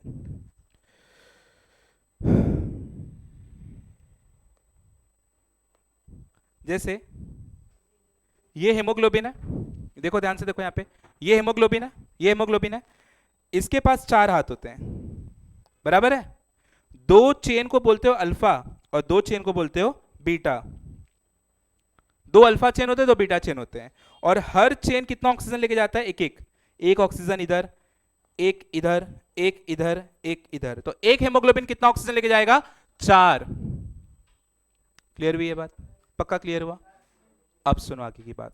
मान लो अभी के लिए, मान लो मैं हूं हेमोग्लोबिन, मेरे पास 4 हाथ है, देखो 2 ये इधर, 2 इधर, मेरे एक हाथ पे एक ऑक्सीजन, एक हाथ पे एक ऑक्सीजन, इधर एक इधर एक, तो 4 होगा।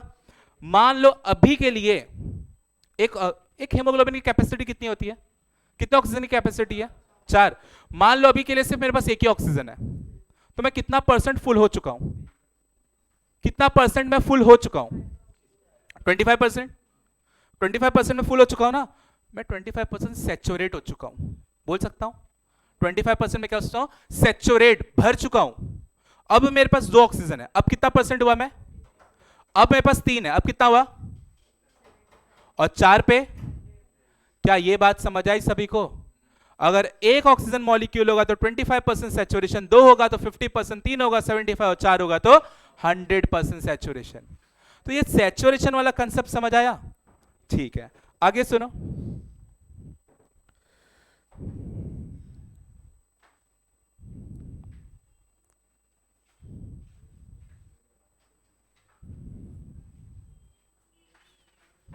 सुनो, हमें बनाना है ग्राफ। ग्राफ कैसे बनेगा समझो। मैंने कहा सैचुरेशन कितने टाइप का होगा? 4, 100, 75, 50, 25। क्या इसके अलावा और कोई सैचुरेशन होगा? नहीं होगा। सुनो, 100% सैचुरेशन कब होगा? देखो सैचुरेशन कब होगा? सैचुरेशन का मतलब क्या होता है? हेमोग्लोबिन के साथ कौन जुड़ा? ऑक्सीजन। क्लियर है बात? जब हेमोग्लोबिन के साथ ऑक्सीजन आके जुड़ रहा है तो इसको सैचुरेशन बोल रहे हो। हेमोग्लोबिन के साथ एक ऑक्सीजन जुड़ा तो कितना परसेंट हुआ? 2 हुआ, तो ये वाला क्लियर हुआ? कब ये जोड़ेगा? पहली बात, कब जोड़ेगा? देखो ये तब जोड़ेगा जब ऑक्सीजन का पार्शियल प्रेशर ज्यादा हो। ऑक्सीजन का प्रेशर क्या हो? ज्यादा। अगर ऑक्सीजन का प्रेशर ज्यादा होगा तभी वो जोड़ेगा, वरना नहीं जोड़ेगा। तो 4 कब जोड़ेगा? 3 कब जोड़ेगा? 2 कब? 1 कब? कब जोड़ेगा? तो देखो 100% सैचुरेशन कब होगा? जब ऑक्सीजन का प्रेशर कितना हो? 97 से 98। क्लियर है बात? 100% सैचुरेशन कब होगा? जब ऑक्सीजन का प्रेशर कितना हो? 97 से 98। ये वाली बात समझ आई? 100% सैचुरेशन का मतलब होता है कि हेमोग्लोबिन के चारों हाथों में ऑक्सीजन है। 100% हो गया तब? चारों हाथ में अगर ऑक्सीजन तो 100% फुल हो गया है। कब होगा ये केस कब होगा? जब ऑक्सीजन का प्रेशर कितना हो? 97 से 98। एकदम ज्यादा प्रेशर है ना, तो चारों जाके जुड़ जाएंगे। क्लियर है बात? अब सुनो, 75% सैचुरेशन का मतलब क्या है? कितने ऑक्सीजन जुड़े? 3। कब जुड़ेंगे 3? उस समय ऑक्सीजन का प्रेशर कितना होगा? तो आप बोलोगे 40। कितना होगा? 40। अगर ऑक्सीजन का प्रेशर 40 है तो कितना है, कितना ऑक्सीजन जुड़ेगा हेमोग्लोबिन से? 3। तो कितना परसेंट सैचुरेशन हुआ? अब सुनो, अब 50 पे आओ, पीछे जा रहे 50। 50% मतलब कितने ऑक्सीजन जुड़ेंगे? 2। उस समय ऑक्सीजन का प्रेशर कितना होगा? तो आप बोलोगे 30। कितना होगा? 30। क्लियर है बात? 30। अब 25 पे आओ। 25% मतलब कितना ऑक्सीजन जुड़ा? 1। उस समय ऑक्सीजन का प्रेशर कितना होगा? तो आप बोलोगे 20। आई बात समझ में सभी को? 20। क्लियर है सभी को? अब एक बात सुनो, लो इधर दो। अब चलो हम ग्राफ बनाने चल रहे हैं, ठीक है? ध्यान से समझना।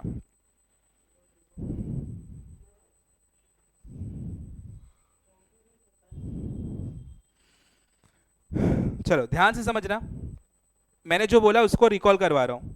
सुनो सुनो सुनो, टोटल कितने तरीके का सैचुरेशन हो सकता है? टोटल कितने तरीके का सैचुरेशन हो सकता है? 4 का हो सकता है, बराबर है? 4 का हो सकता है। कितना कितना 100, 75, 50, 25 बराबर है। तो देखो 100% सैचुरेट हो सकता है,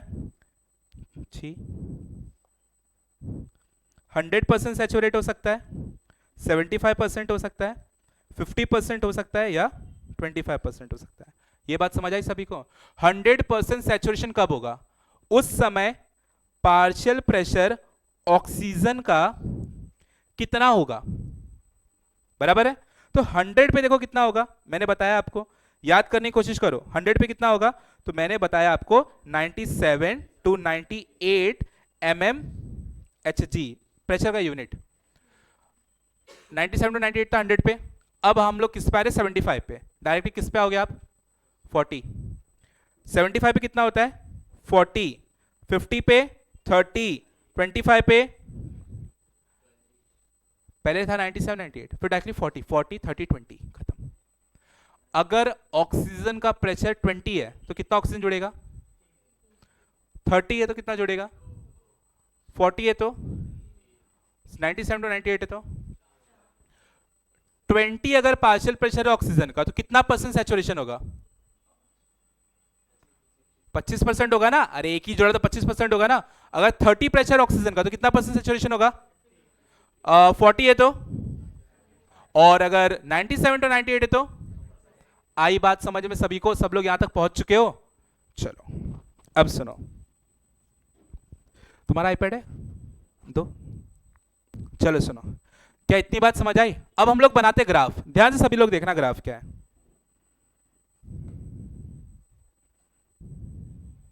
ये ग्राफ एग्जाम में पूछता है तो सभी लोग ध्यान से सुनना। हम लोग बनाने जा रहे हैं ऑक्सीजन डिसोसिएशन कर्व, ठीक है? भूल जाओ, नाम अभी याद नहीं हुआ ग्राफ का, पहले ग्राफ बना देता हूं, अपने आप याद हो जाएगा। तो देखो ग्राफ हम कैसे बनाने जा रहे हैं, सब लोग बोर्ड पे ही देखते रहना, चलेगा ना ये वाला फॉर्मेट? किसमें? इसमें इसमें बराबर बैठता नहीं मुझे, और मुझे एक पीडीएफ से पढ़ाना है ना, तो ये लैग कर रहा है, हैंग कर रहा है। चलो ये देखो, आपने को 2 लाइन बनाना है, ग्राफ बना लिया आपने। देखो इस समय यहां पर क्या रखना है, इस वाले साइड में आप इस वाले साइड पे रखोगे ऑक्सीजन का, देखो इधर इधर आओ पहले, यहां पे क्या रखोगे? ऑक्सीजन का पार्शियल प्रेशर। और इस साइड क्या रखोगे? हेमोग्लोबिन कितना सैचुरेट हुआ। हेमोग्लोबिन सैचुरेट हो रहा है, percent saturation of haemoglobin with oxygen. Haemoglobin कितना सैचुरेट हुआ। क्लियर है बात सभी को? देखो सुनो, पहले हम मार्किंग कर लेते हैं। 10%, 20, 30, 40, 50, 60, 70, 80, 90, 100। यहाँ पे भी लेते हैं 10, 20, 30, 40, 50, 60, 70, 80, 90, 100। दोनों साइड आपको पहले 100 बनाना है, ठीक है? अब याद करो जो हमने अभी याद किया था। अगर 100% सैचुरेशन है तो उस समय ऑक्सीजन का प्रेशर कितना होना चाहिए? 97 to 98। चलो मार्क करते हैं इसको। 100% सैचुरेशन मतलब कुछ यहां पर होगा, और 97 to 98 मतलब यहां पर कुछ होगा, मतलब ये पॉइंट आएगा। देखो ना यहां पर, ये देखो यहां पर, ये 97 to 98 इधर होगा, पार्शियल प्रेशर ऑक्सीजन का इधर होगा, और 100% सैचुरेशन इधर होगा। तो ग्राफ कुछ यहां पर आया ना, ठीक है? अब आ जाओ दूसरे पे। अगर यही हम बात करें अब दूसरे वाले की, दूसरा वाला कितना है? 75% सैचुरेशन। देखो 75% सैचुरेशन कितने पे होगा? कितना होना चाहिए उस समय प्रेशर? 40 ना। तो 40 आ जाओ पहले यहाँ पे, 40 कुछ यहाँ पर आएगा ऐसे, और 75 कुछ यहाँ पर आएगा, कुछ यहाँ पर आया प्लॉट। देखो ऊपर से वहां से 75 आ रहा है और नीचे से 40 आ रहा है, बना? ठीक है। तीसरा 50% पे आओ, कितना होना चाहिए प्रेशर? 30। तो 30 कुछ यहां से आएगा ऊपर, और 50 तो कुछ यहां पर आएगा। देखो नीचे 50 आ रहा है साइड में आपका, इधर 50 आ रहा है, नीचे कितना आ रहा है? 30। अब अगर 25 चाहिए, 25 तो कहां पर आओगे? 20 पे, यहां पर। अब बनाते हैं ग्राफ। देखो ग्राफ कुछ ऐसा बनेगा, यही बनना ना ग्राफ, इसी को बोलते हो सिग्मोइड कर्व। क्या बोलोगे इसे? Sigmoid curve. क्या ये बात सभी को समझ आ गई? सिग्मोइड कर्व क्या होगा? पक्का सभी को समझ आया? तो ये था आपका सिग्मोइड कर्व। क्लियर हुआ सभी को? तो क्या इसमें कोई डाउट है? देखो बहुत आसान था।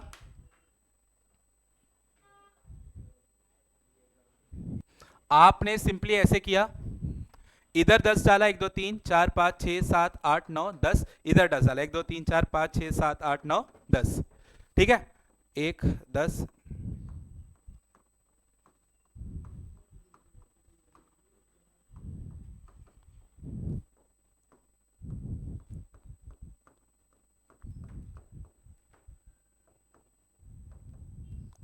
ठीक है।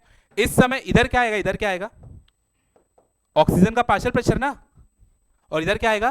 Percent saturation of haemoglobin with oxygen. 100 पे कितना होगा? 100 पे होगा 97 टू 98।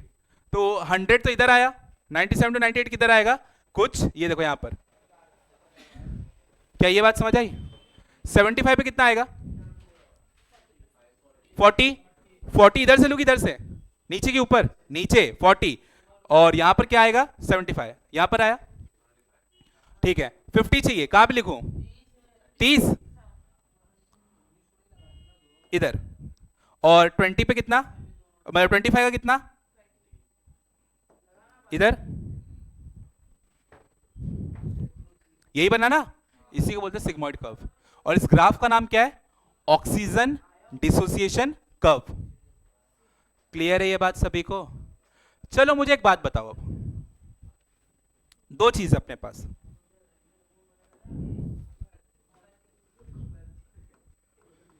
शिफ्ट टू लेफ्ट, और एक और है अपने पास शिफ्ट टू राइट। क्लियर है बात सभी को? देखो शिफ्ट टू लेफ्ट और शिफ्ट टू राइट क्या होगा? आ जाओ टेक्स्ट बुक में, पहले देखो एक,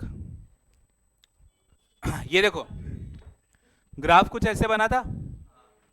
अब देखो एक ग्राफ, देखो सुनो सुनो, बीच वाला ग्राफ देखो, अपन ने जो बनाया बीच वाला था। फिर अगर आप देखोगे, अभी रिकॉर्ड हो रहा है, शांत रहो। जो नीचे जा रहा है उसे क्या बोलोगे? अच्छा एक ग्राफ देखो नीचे जा रहा है और एक ग्राफ ऊपर आ रहा है, बराबर है? एक ग्राफ नीचे जा रहा है, एक ग्राफ ऊपर आ रहा है। अपना ग्राफ बीच वाला है, एक नीचे जा रहा है, एक ऊपर आ रहा है। नीचे वाले केस को क्या बोलोगे, ऊपर वाले केस को क्या बोलोगे? ध्यान से सुनो। मुझे एक बात बताओ, अगर ग्राफ नीचे गया तो बताओ ऑक्सीजन का लेवल बॉडी में बढ़ा होगा कि कम होगा? नीचे गया, ये देखो नीचे गया, ये वाला, बराबर है? अरे पीछे देख लो एक बार, अटेंडेंस हो रहा है। पैसा नहीं मिलने वाला मुंह दिखाएगा, अटेंडेंस मिल रहा है। तो सुनो, अगर मान लो ग्राफ नीचे गया, ग्राफ नीचे जा रहा है, सुनो सुनो, ग्राफ नीचे जा रहा है, पहले मान लो 100 पे था, अगर ग्राफ नीचे गया तो 90 पे होगा, और नीचे गया 80 70। इसका मतलब ऑक्सीजन, अच्छा जब ऑक्सीजन हेमोग्लोबिन जोड़ा था तब ना 100 पे गया था। अगर ग्राफ नीचे जा रहा है मतलब दोनों अलग हो रहे हैं ना, मतलब ऑक्सीजन कम हो रहा है कि बढ़ रहा है? कम हुआ है तभी ना लग हुए। मैंने बोला पार्शियल प्रेशर ज्यादा रहेगा तभी जोड़ेंगे, कम हो जाएगा तो नहीं जोड़ेंगे। क्लियर है ये बात? तो मतलब ऑक्सीजन क्या हो रहा है? कम, नीचे जा रहा है ना, इसे क्या बोलोगे? Shift to right. राइट, और इधर जाएगा इधर, तो क्या बोलोगे? Shift to left. वो कब होगा? जब कार्बन बढ़ेगा। समझो यहां पे, ये देखो, ये वाले में आप कंफ्यूज हुए।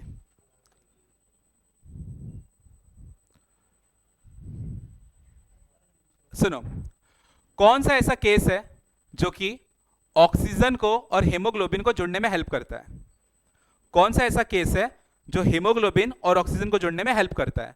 सबसे पहले तो मैंने आपको बता दिया कि अगर ऑक्सीजन को हेमोग्लोबिन के साथ जोड़ना है तो क्या ज्यादा होना चाहिए? पार्शियल प्रेशर किसका ज्यादा होना चाहिए? ऑक्सीजन का। जितना ज्यादा पार्शियल प्रेशर होगा उतना ज्यादा ऑक्सीजन जुड़ेगा, बताया मैं आपको। 97 टू 98 होगा तो 4 जोड़ेंगे, 40 होगा तो 3 जोड़ेंगे, 30 होगा तो 2 जोड़ेंगे, 20 होगा तो 1 जोड़ेगा। ये आपने पढ़ा। अब सुनो सुनो, the relationship between oxy haemoglobin saturation and oxygen tension is called oxygen dissociation curve. This oxygen hemoglobin dissociation curve is a sigmoid curve. Sigmoid अभी बताया आपको, ठीक है. And it shift toward the right due to increase in the H plus concentration. तो सुनो, कौन कौन ऐसे लोग हैं जो कि रोकेंगे इनको जोड़ने से, ऑक्सीजन और हेमोग्लोबिन को जोड़ने से कौन रोकेगा? तो सुनो, H plus, carbon dioxide, temperature, 2pg. आप ऐसे समझो, ये ग्राफ आया था अपने को. ये ग्राफ क्या दिखा रहा है कि हेमोग्लोबिन किसके साथ जोड़ा? ऑक्सीजन के साथ. बराबर है. क्या बना? Oxy haemoglobin. क्लियर है? मैं आपको वो रीजन बताते जा रहा हूं कि ऐसे चीजें बताने जा रहा हूं जो कि इनको जुड़ने में हेल्प करवाएगा. कौन सी वो चीजें? सुनो, ध्यान से सुनना. ऑक्सीजन ज्यादा होगा तब जुड़ेगा. ऑक्सीजन ज्यादा तो क्या कम होना चाहिए? कार्बन कम होना चाहिए. H प्लस आयन का कॉन्सेंट्रेशन क्या होना चाहिए? कम होना चाहिए. एसिड कम होना चाहिए. एसिड कम है तो पीएच क्या होगा? पीएच तो ज्यादा होगा ना. पीएच ज्यादा मतलब बेस, पीएच कम का मतलब होता है एसिड. ठीक है. टेम्परेचर क्या होना चाहिए? टेम्परेचर कम होना चाहिए. और एक एंजाइम है जिसका नाम है 2,3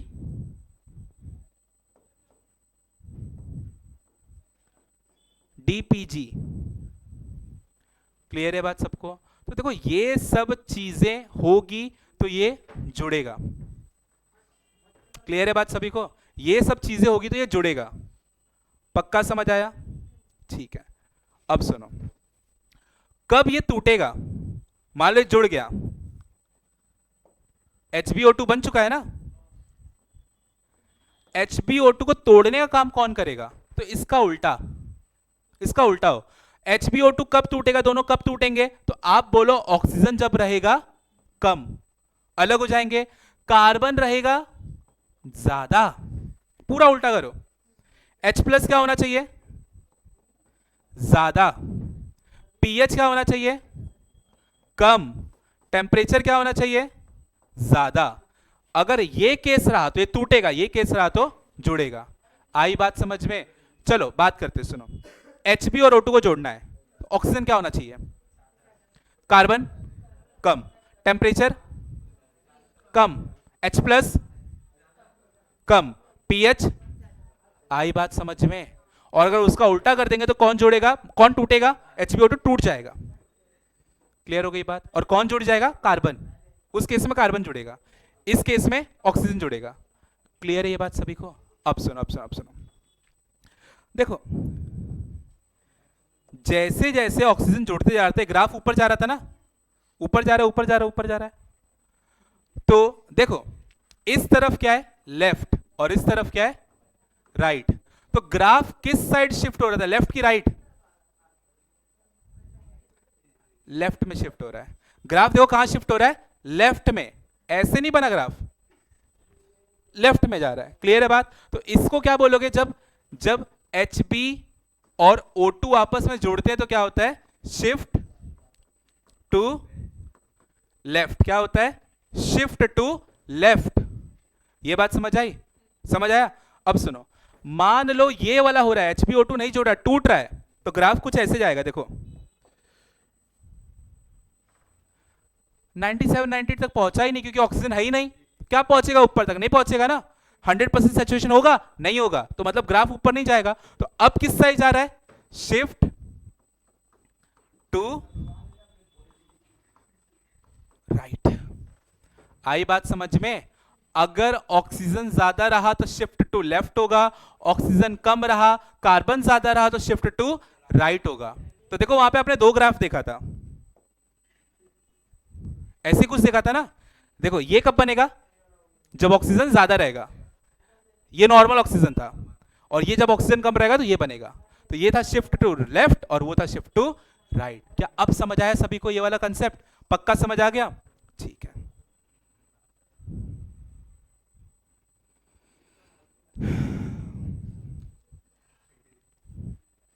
देख लो, देख लो, कार्बन के टर्म्स में बात कर रहे हैं, ऑक्सीजन के टर्म्स की बात नहीं कर रहे, कार्बन में बात कर रहे हैं। मुझे एक सवाल का जवाब दो, चलो पहले यहां देख लो, पहले यहां देखो, ये वाला ग्राफ कब बनेगा, ऊपर वाला कब बनेगा, जब कार्बन ज्यादा रहेगा कार्बन कम रहेगा, कार्बन कम रहेगा, ऑक्सीजन ज्यादा रहेगा तब ना बनेगा वो। आपको ऑक्सीजन वाला पता है, कार्बन को बस उल्टा करके बता दो। ये वाला कब बनेगा, जब कार्बन नॉर्मल रहेगा कि कम ज्यादा रहेगा, नॉर्मल, और ये वाला कार्बन ज्यादा। अब आ जाओ वहां पे, देखो आपने सही आंसर किया है। देखो ऊपर वाला कब बना, ऊपर वाला जब कार्बन कम था, नीचे वाला कब बना, जब कार्बन ज्यादा था, और ये वाला कब बना, जब नॉर्मल कार्बन था। आई बात समझ में, यही आंसर किया ना आपने भी, क्लियर हुआ अभी सबको। चलो शिफ्ट टू लेफ्ट क्या होता है, शिफ्ट टू राइट क्या होता है, समझ आया सभी को, ठीक है। अब मुझे एक बात बताओ, 100% सैचुरेशन कहां पर होता है, हेमोग्लोबिन के पास चारों ऑक्सीजन जुड़ गया, ये कहां पर होगा, एल्वियोलाई में होगा कि ब्लड में होगा, अरे जहां पे ऑक्सीजन सबसे ज्यादा होगा, एल्वियोलाई है ना, एल्वियोलाई में होगा। क्लियर है बात सभी को। और कहां पर जाके वो टूट जाएगा, पूरा चारों टूट जाएगा, ब्लड में, क्योंकि अलग अलग सेल मिलते जा रहे हैं, वो लोग बोले भाई ऑक्सीजन दे दो, भाई ऑक्सीजन दे दो, तो सबको देते जा रहा है, तो कम होते जा रहा है। क्लियर हुआ सभी को ये बात। चलो नेक्स्ट टॉपिक पे आ जाओ। नेक्स्ट टॉपिक है देखो अपने पास बोर्स इफेक्ट। देखो बोर्स इफेक्ट क्या होगा, shift of oxy haemoglobin dissociation curve to change in the partial pressure of CO2 in the blood. क्या बोल रहा है, अगर आपका ऑक्सी हेमोग्लोबिन कर्व शिफ्ट हुआ, ऑक्सी हेमोग्लोबिन कर्व पता है ना, वो जो कर्व हमने बनाया था, अगर वो शिफ्ट हुआ due to the change in the pressure of CO2 in the blood, मतलब कार्बन बढ़ गया, कार्बन क्या हो गया, बढ़ गया, कार्बन बढ़ गया, तो मुझे आप अपने दिमाग से बताओ, लेफ्ट में शिफ्ट होगा कि राइट में, राइट में होगा, इसी को क्या बोलोगे, बोर्स इफेक्ट। तो मुझे बताओ ये तीनों में से कौन सा कर्व है जो कि शिफ्ट टू राइट या बोर्स इफेक्ट दिखा रहा है, ऊपर वाला, बीच वाला कि नीचे वाला, नीचे वाला। क्लियर हुआ सभी को, ये क्या दिखा रहा है आपको, बोर्स इफेक्ट। क्या बोर्स इफेक्ट लिख पाओगे, एक मार्क्स में आएगा, आप क्या बोलोगे, आप क्या बोलोगे, आप बोलोगे due to increase in the concentration of carbon the oxygen dissociation curve shift to right, this is known as Bohr's effect। clear। चलो आ जाओ नेक्स्ट। नेक्स्ट टॉपिक है हमारे पास हाल्डेन इफेक्ट। देखो बहुत आसान है, हाल्डेन इफेक्ट शायद मैंने लिखवाया है उसमें। Oxy haemoglobin functions as an acid. देखो क्या हो रहा है ना, आपका जो ऑक्सी हेमोग्लोबिन बना, ऑक्सी हेमोग्लोबिन मतलब Hb और O2, ये जो बना ये एक एसिड की तरह काम कर रहा है। इसकी वजह से क्या हो रहा है ना, आपके बॉडी के अंदर, आपके खून के अंदर होता है बाइकार्बोनेट आयन, जिसे आप कहते हो H2CO3, ये ब्रेक हो जाएगा और क्या बनेगा, H+ और HCO3- ये बनेगा, इसी को बोलोगे आप हाल्डेन इफेक्ट। क्लियर है। HbO2 जोड़ा, दोनों Hb और O2 जोड़ा, HbO2 बना, किसकी तरह काम कर रहा है ये, एसिड की तरह। तो किसको तोड़ दे रहा है, H2CO3 को तोड़ दे रहा है, बाइकार्बोनेट आयन को तोड़ दे रहा है, और क्या बना रहा है, H+ और HCO3-। देखो यहां पे oxyhaemoglobin function as an acid, it decrease the pH of the blood. Obvious सी बात है, अगर एसिड होगा तो ब्लड का पीएच क्या होगा, कम होगा। Due to increase in the number of H+ ion HCO3 changes into H2 और CO2। आपका बाइकार्बोनेट आयन टूट के क्या बना दिया, पानी और कार्बन डाइऑक्साइड। क्या क्लियर हुआ सभी को, ठीक है। तो यही था आपका हाल्डेन इफेक्ट, खत्म, टॉपिक खत्म, ये सब पढ़ा चुका हूं। ये सब क्या है, ये सब यहां पे बोला है ऑक्सीजन का पार्शियल प्रेशर हाई कहां पर होगा, एल्वियोलाई की ब्लड, ब्लड में किसका पार्शियल प्रेशर ज्यादा होगा, ऑक्सीजन की कार्बन, वही सब यहां पे लिख के दिया है, किसका पार्शियल प्रेशर कहां ज्यादा होगा, सब पढ़ा चुका हूं, बस खत्म ये टॉपिक। क्या सभी को ट्रांसपोर्ट ऑफ ऑक्सीजन समझ आ गया। एक बार देख लो, 1 मिनट बाद मैं वापस एकदम फटाक से रिकॉल करवा रहा हूं, ठीक है, फटाक से देखो। सुनो स्टार्ट करें नेक्स्ट टॉपिक। नेक्स्ट टॉपिक हमारे पास ट्रांसपोर्ट ऑफ कार्बन डाइऑक्साइड। ध्यान से सुनना, ट्रांसपोर्ट ऑफ कार्बन डाइऑक्साइड। सुनो यहीं पहले सुन लो थोड़ा सा। कार्बन का ट्रांसपोर्ट कहां से कहां होगा, लंग्स टू बॉडी की बॉडी टू लंग्स, बराबर है। एल्वियोलाई टू टिश्यू कि tissue to alveoli? Tissue to alveoli, बराबर है। कैसे होगा? कैसे होगा? तो सुनो, जितना भी कार्बन डाइऑक्साइड, जितना भी कार्बन डाइऑक्साइड है ना, जितना भी कार्बन डाइऑक्साइड है उसका 70%, यहां साथ ही दिया है, यहां पर आओ पहले, 70% कैसे जाएगा? बाय कार्बोनेट आयन के थ्रू। कैसे जाएगा? बाय कार्बोनेट आयन के थ्रू। कैसे जाएगा अभी समझेगा, अभी खाली याद रखो कैसे जाएगा, बाय कार्बोनेट आयन के थ्रू। 7% कैसे जाएगा? प्लाज्मा मतलब पानी में घुलकर। और 23% कैसे जाएगा? 23% जाएगा हेमोग्लोबिन के साथ। कैसे जाएगा? हेमोग्लोबिन के साथ, दिया है यहां पे, देखो 23% कैसे जाएगा? हेमोग्लोबिन के साथ। क्लियर है? अब स्टार्ट करते हैं हम लोग टॉपिक। चलो ध्यान से समझना, अभी तुरंत हाथों हाथ आपका ट्रांसपोर्ट ऑफ CO2 क्लियर हो जाएगा। 4 मार्क्स का क्वेश्चन है, आने का बहुत ज्यादा चांस है, एकदम प्यार से समझना। सुनो,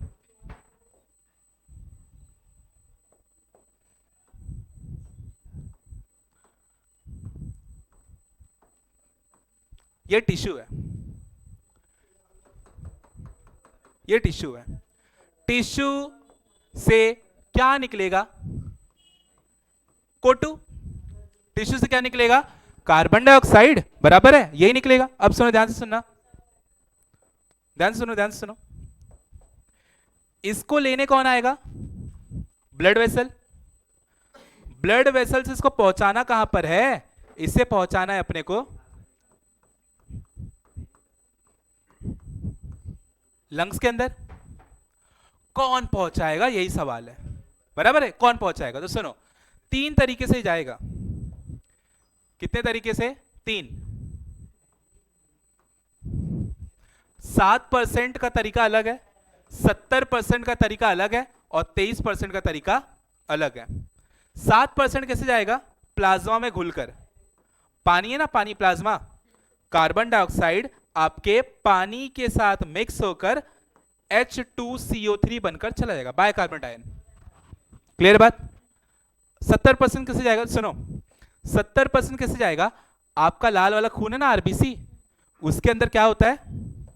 पानी। उसके साथ कार्बन डाइऑक्साइड जुड़ के क्या बनेगा? H2CO3। ऐसे जाएगा। ये आरबीसी का पानी है, ये नॉर्मल प्लाज्मा है, अलग है दोनों। बाकी 23% कैसे जाएगा? तो ये देखो, हेमोग्लोबिन के साथ जुड़कर क्या बनाएगा? HbCO2। क्लियर है? Carb amino haemoglobin. क्लियर हुई है बात सभी को? तो 7% कैसे जाएगा, 23% कैसे जाएगा, और 70% कैसे जाएगा? समझ आया? सबसे ज्यादा 70% कैसे जाएगा? लाल खून का जो पानी होता है ना, लाल खून के ऊपर पानी होता है H2O, उसके साथ H2O के साथ CO2 जुड़ेगा तो क्या बनेगा? H2CO3। 7% कैसे जाएगा? पानी, नॉर्मल पानी है जो खून के अंदर, उसी में मिक्स होकर चला जाएगा, घुल के चला जाएगा, डिजोल्व होके। रिएक्शन नहीं करेगा, रिएक्शन नहीं करेगा, डिजोल्व होकर चला जाएगा। और बाकी का 23% कैसे जाएगा? तो हेमोग्लोबिन के साथ जुड़ेगा और HbCO2 बन के चला जाएगा। क्लियर है? स्टार्ट करते हैं अब आगे।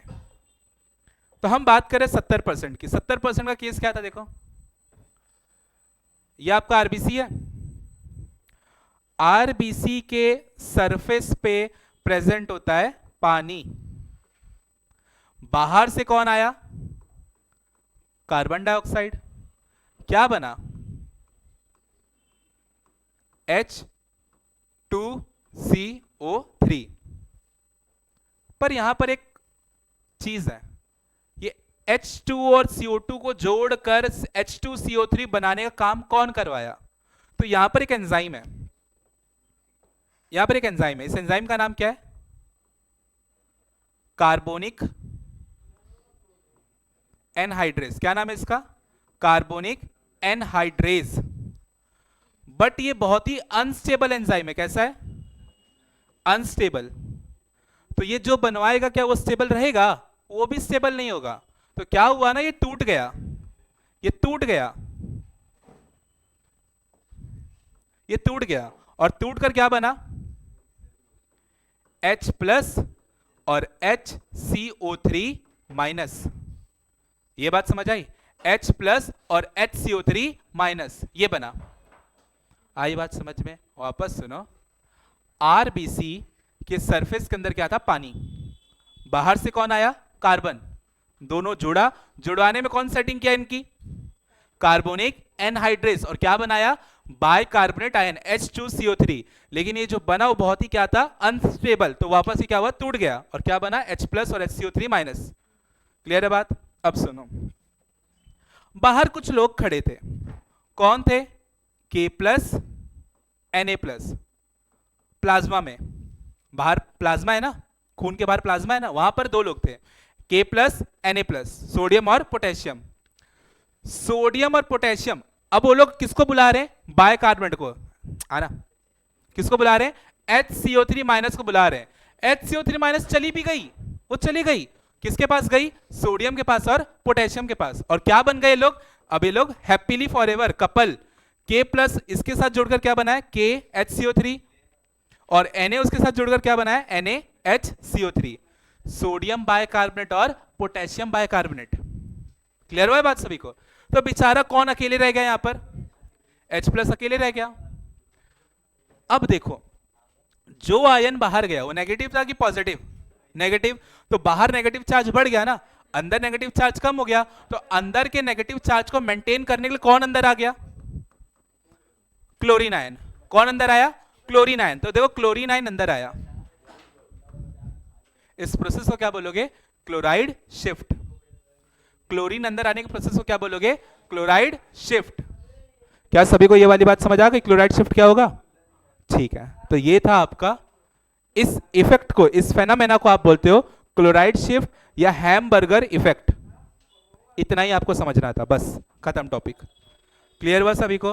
तो ये था ट्रांसपोर्ट ऑफ कार्बन डाइऑक्साइड। पक्का समझ आया? एक बार वापस समझते हैं, चलो शुरू सुनो। कार्बन डाइऑक्साइड 3 पार्ट में ट्रांसपोर्ट हो रहा है, 77, 23। 70% कैसे जा रहा है?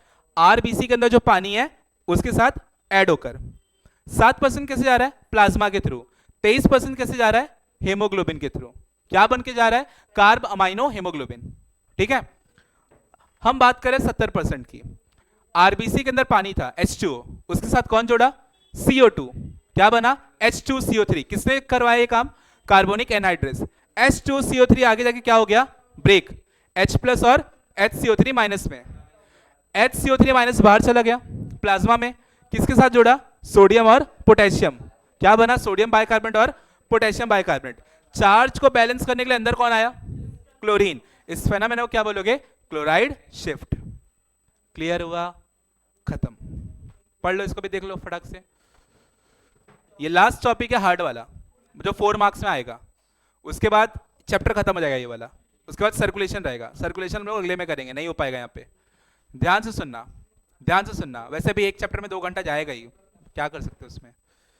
हाँ, देखो नेक्स्ट टॉपिक है हमारे पास nervous regulation of breathing. Nervous regulation of breathing का मतलब क्या होता है? ब्रीदिंग कंट्रोल कौन कर रहा है इसको? तो सुनो, 2 लोग कंट्रोल कर सकते हैं। आपका नर्वस सिस्टम भी कर सकता है, आपका हार्मोन भी कर सकता है, एंडोक्राइन सिस्टम। ये बात समझ आई? नर्वस सिस्टम भी करेगा और एंडोक्राइन सिस्टम भी करेगा। ध्यान से सुनना, बहुत इजी है। Respiration is under the control of nervous and chemical. हम एक बार में कितनी बार ब्रीथ करते हैं? नॉर्मली हम कितनी बार ब्रीथ करते हैं? 12 से 14, ये होता है ना। 1 मिनट में कितनी बार करोगे? 12 से 14। आपके बुक में 12 दिया, लेकिन 12 to 14 होता है। क्लियर है बात सभी को? ठीक है, पर एक बच्चा कितना करता है? 44 टाइम, उसका ज्यादा होता है। क्लियर है बात? अब सुनो आगे की बात। Normal breathing is an involuntary process. सही बात है, हमारे कंट्रोल में नहीं। आप रोक के बताओ ब्रीदिंग अपना, नहीं रोक पाओगे, फट जाओगे। कोई भी सांस रोक के आत्महत्या नहीं कर सकता, नहीं कर सकता। हाँ, गला दबा दो किसी का, मर जाए, बात अलग है। लेकिन अगर सोचो कि अपना ही सांस रुको, मर के दिखा दो सर, मर के दिखा दो, रुको, सवाल ही नहीं उठता है, नहीं होगा। क्लियर है? सुनो, रेस्पिरेशन को कौन कंट्रोल करता है? तो सुनो, आप बोलोगे रेस्पिरेटरी सेंटर। कौन कंट्रोल करता है? Respiratory centre. What is respiratory centre? 2 है, एक पॉन्स और एक मेडुला। रेस्पिरेटरी सेंटर क्या होता है? 2 जगह होता है, एक होता है पॉन्स और मेडुला। देखो, pons medulla known as respiratory centre. अभी तक मैंने जितना भी बोल दिया उसमें से कितना उठाया आपने? पहला पॉइंट सुनो। पहला बोलोगे कि ब्रीदिंग एक इनवॉलेंटरी प्रोसेस है, 1 मिनट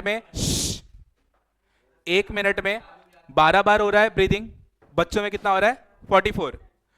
नेक्स्ट, ब्रीदिंग को कौन कंट्रोल कर रहा है? आप बोलोगे दो लोग कंट्रोल कर रहे हैं, पॉन्स और मेडुला, दोनों को मिलाकर क्या बोलते हो?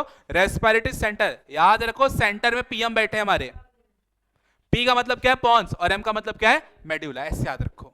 नेक्स्ट, इट रेगुलेट, हटाओ ये सब। अब सुनो, ये दो पार्ट में डिवाइड है, dorsal group of neuron in the medulla and ventral group of neuron in the medulla. Medulla में दो चीजें, डीआरजी वीआरजी, दो चीजें, पॉन्स और मेडुला। मेडुला में दो चीजें, डीआरजी और वीआरजी। क्लियर है बात? चलो अब सुनो, and pneumotaxic centre is located in the pons. Pons में कौन सा सेंटर है? Pneumotaxic centre. पहले इसका डायग्राम देख लो फिर आपको समझेगा, ऐसे नहीं समझेगा।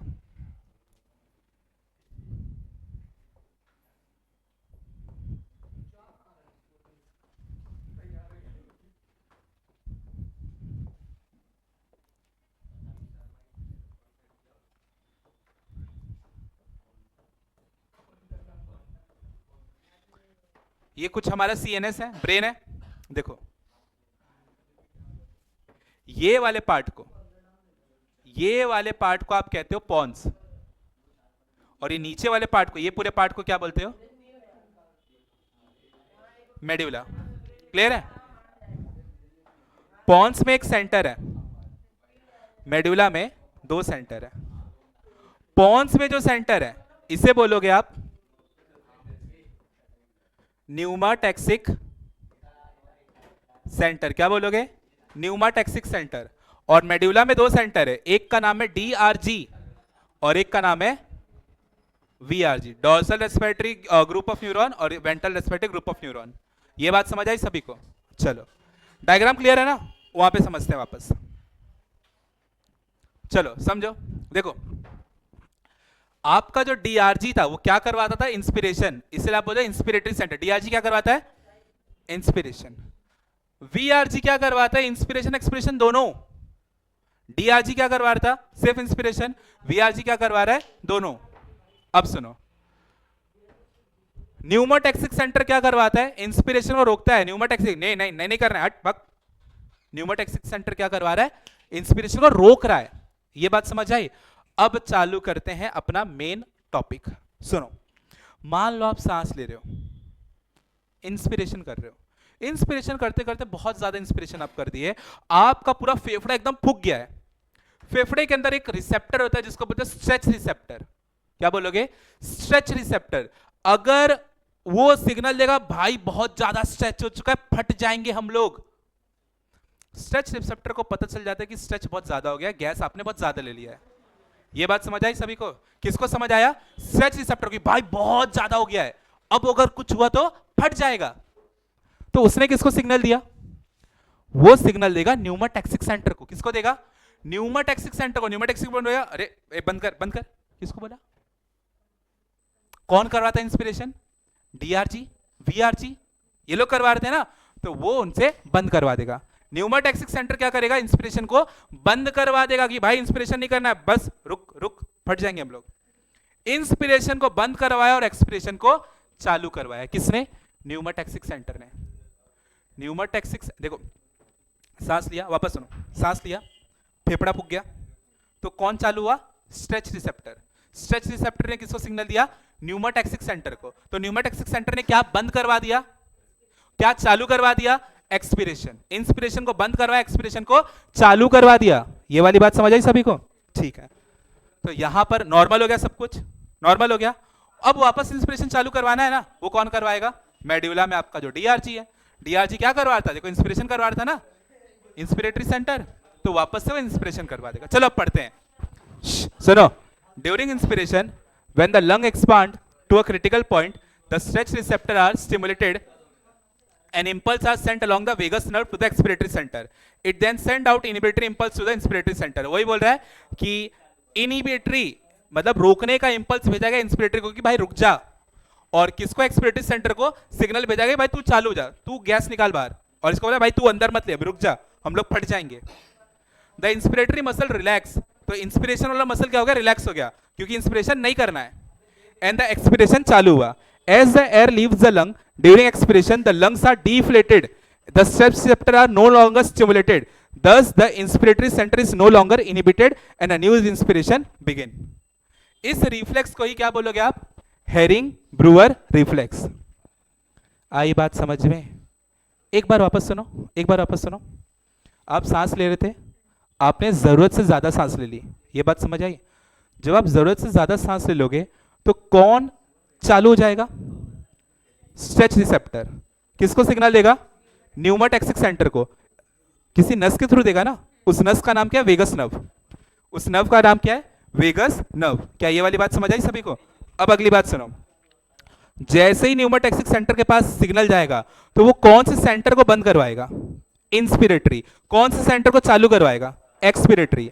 एक्सपिरेशन हुआ ना, मतलब अंदर ज्यादा गैस नहीं है ना, तो वापस कौन चालू हो जाएगा? इंस्पिरेटरी. क्योंकि अब गैस नहीं है ना अंदर, वापस चालू करो इंस्पिरेशन. इस रिफ्लेक्स को क्या बोलोगे? Herring Breuer reflex. आई बात समझ में सबको? बहुत आसान था. क्लियर हुआ? देख लो इसको भी.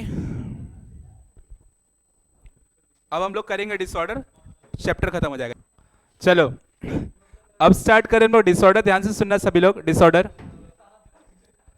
ये 1 मार्क्स में पूछेगा. पहली बात, ये 1 मार्क्स में पूछेगा. ठीक है,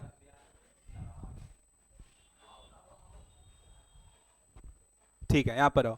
ये 1 मार्क्स में पूछेगा, ये एमसीक्यू में पूछ लेगा. 1 मार्क्स या एमसीक्यू यही पूछेगा. 4 में आने का चांस बहुत ना के बराबर होता है. सबसे पहले दिया एम्फाइसीमा. देखो एम्फाइसीमा क्या होता है? वो लोग जो बहुत ज्यादा फूकते हैं, चरस गांजा, ये जो फूक रहे हैं ये लोग, तो उनका ना एल्वेलाई खराब हो जाता है. मुझे पता तो तुरंत ध्यान आएगा, आ भी गया. तो उनका ना एल्वेलाई खराब हो जाता है. एल्वेलाई पता है ना, जहां से गैस का एक्सचेंज होता है, कार्बन अंदर ऑक्सीजन बाहर, ऐसा वो खराब हो जाएगा. तो क्या वहां से गैस का एक्सचेंज हो पाएगा? नहीं हो पाएगा. इसी बीमारी को बोलते हैं एम्फाइसीमा. आई बात समझ में? क्या होगा? Break down of the alveoli. आपका एल्वेलाई खराब हो गया, तो पहले वहां से तो गैस का ट्रांसफर हो रहा था. क्या अब वो होगा? नहीं होगा. अब बचे हुए जगह से होगा ना. तो बताओ वो इंसान ज्यादा सांस लेगा कम लेगा? ज्यादा लेगा ना. ज्यादा क्यों लेगा? क्योंकि गैस मिल ही नहीं पा रही है, तो फटाफट लेना पड़ रहा है उसको. तो देखो लोग हांपते हैं. जो ज्यादा सिगरेट फूकता है ना, सीढ़ी चढ़ने के बाद हांपने लगते हैं. एक्सपीरियंस्ड? नहीं. आई बात समझ में? वो खाली यही की है. नेक्स्ट,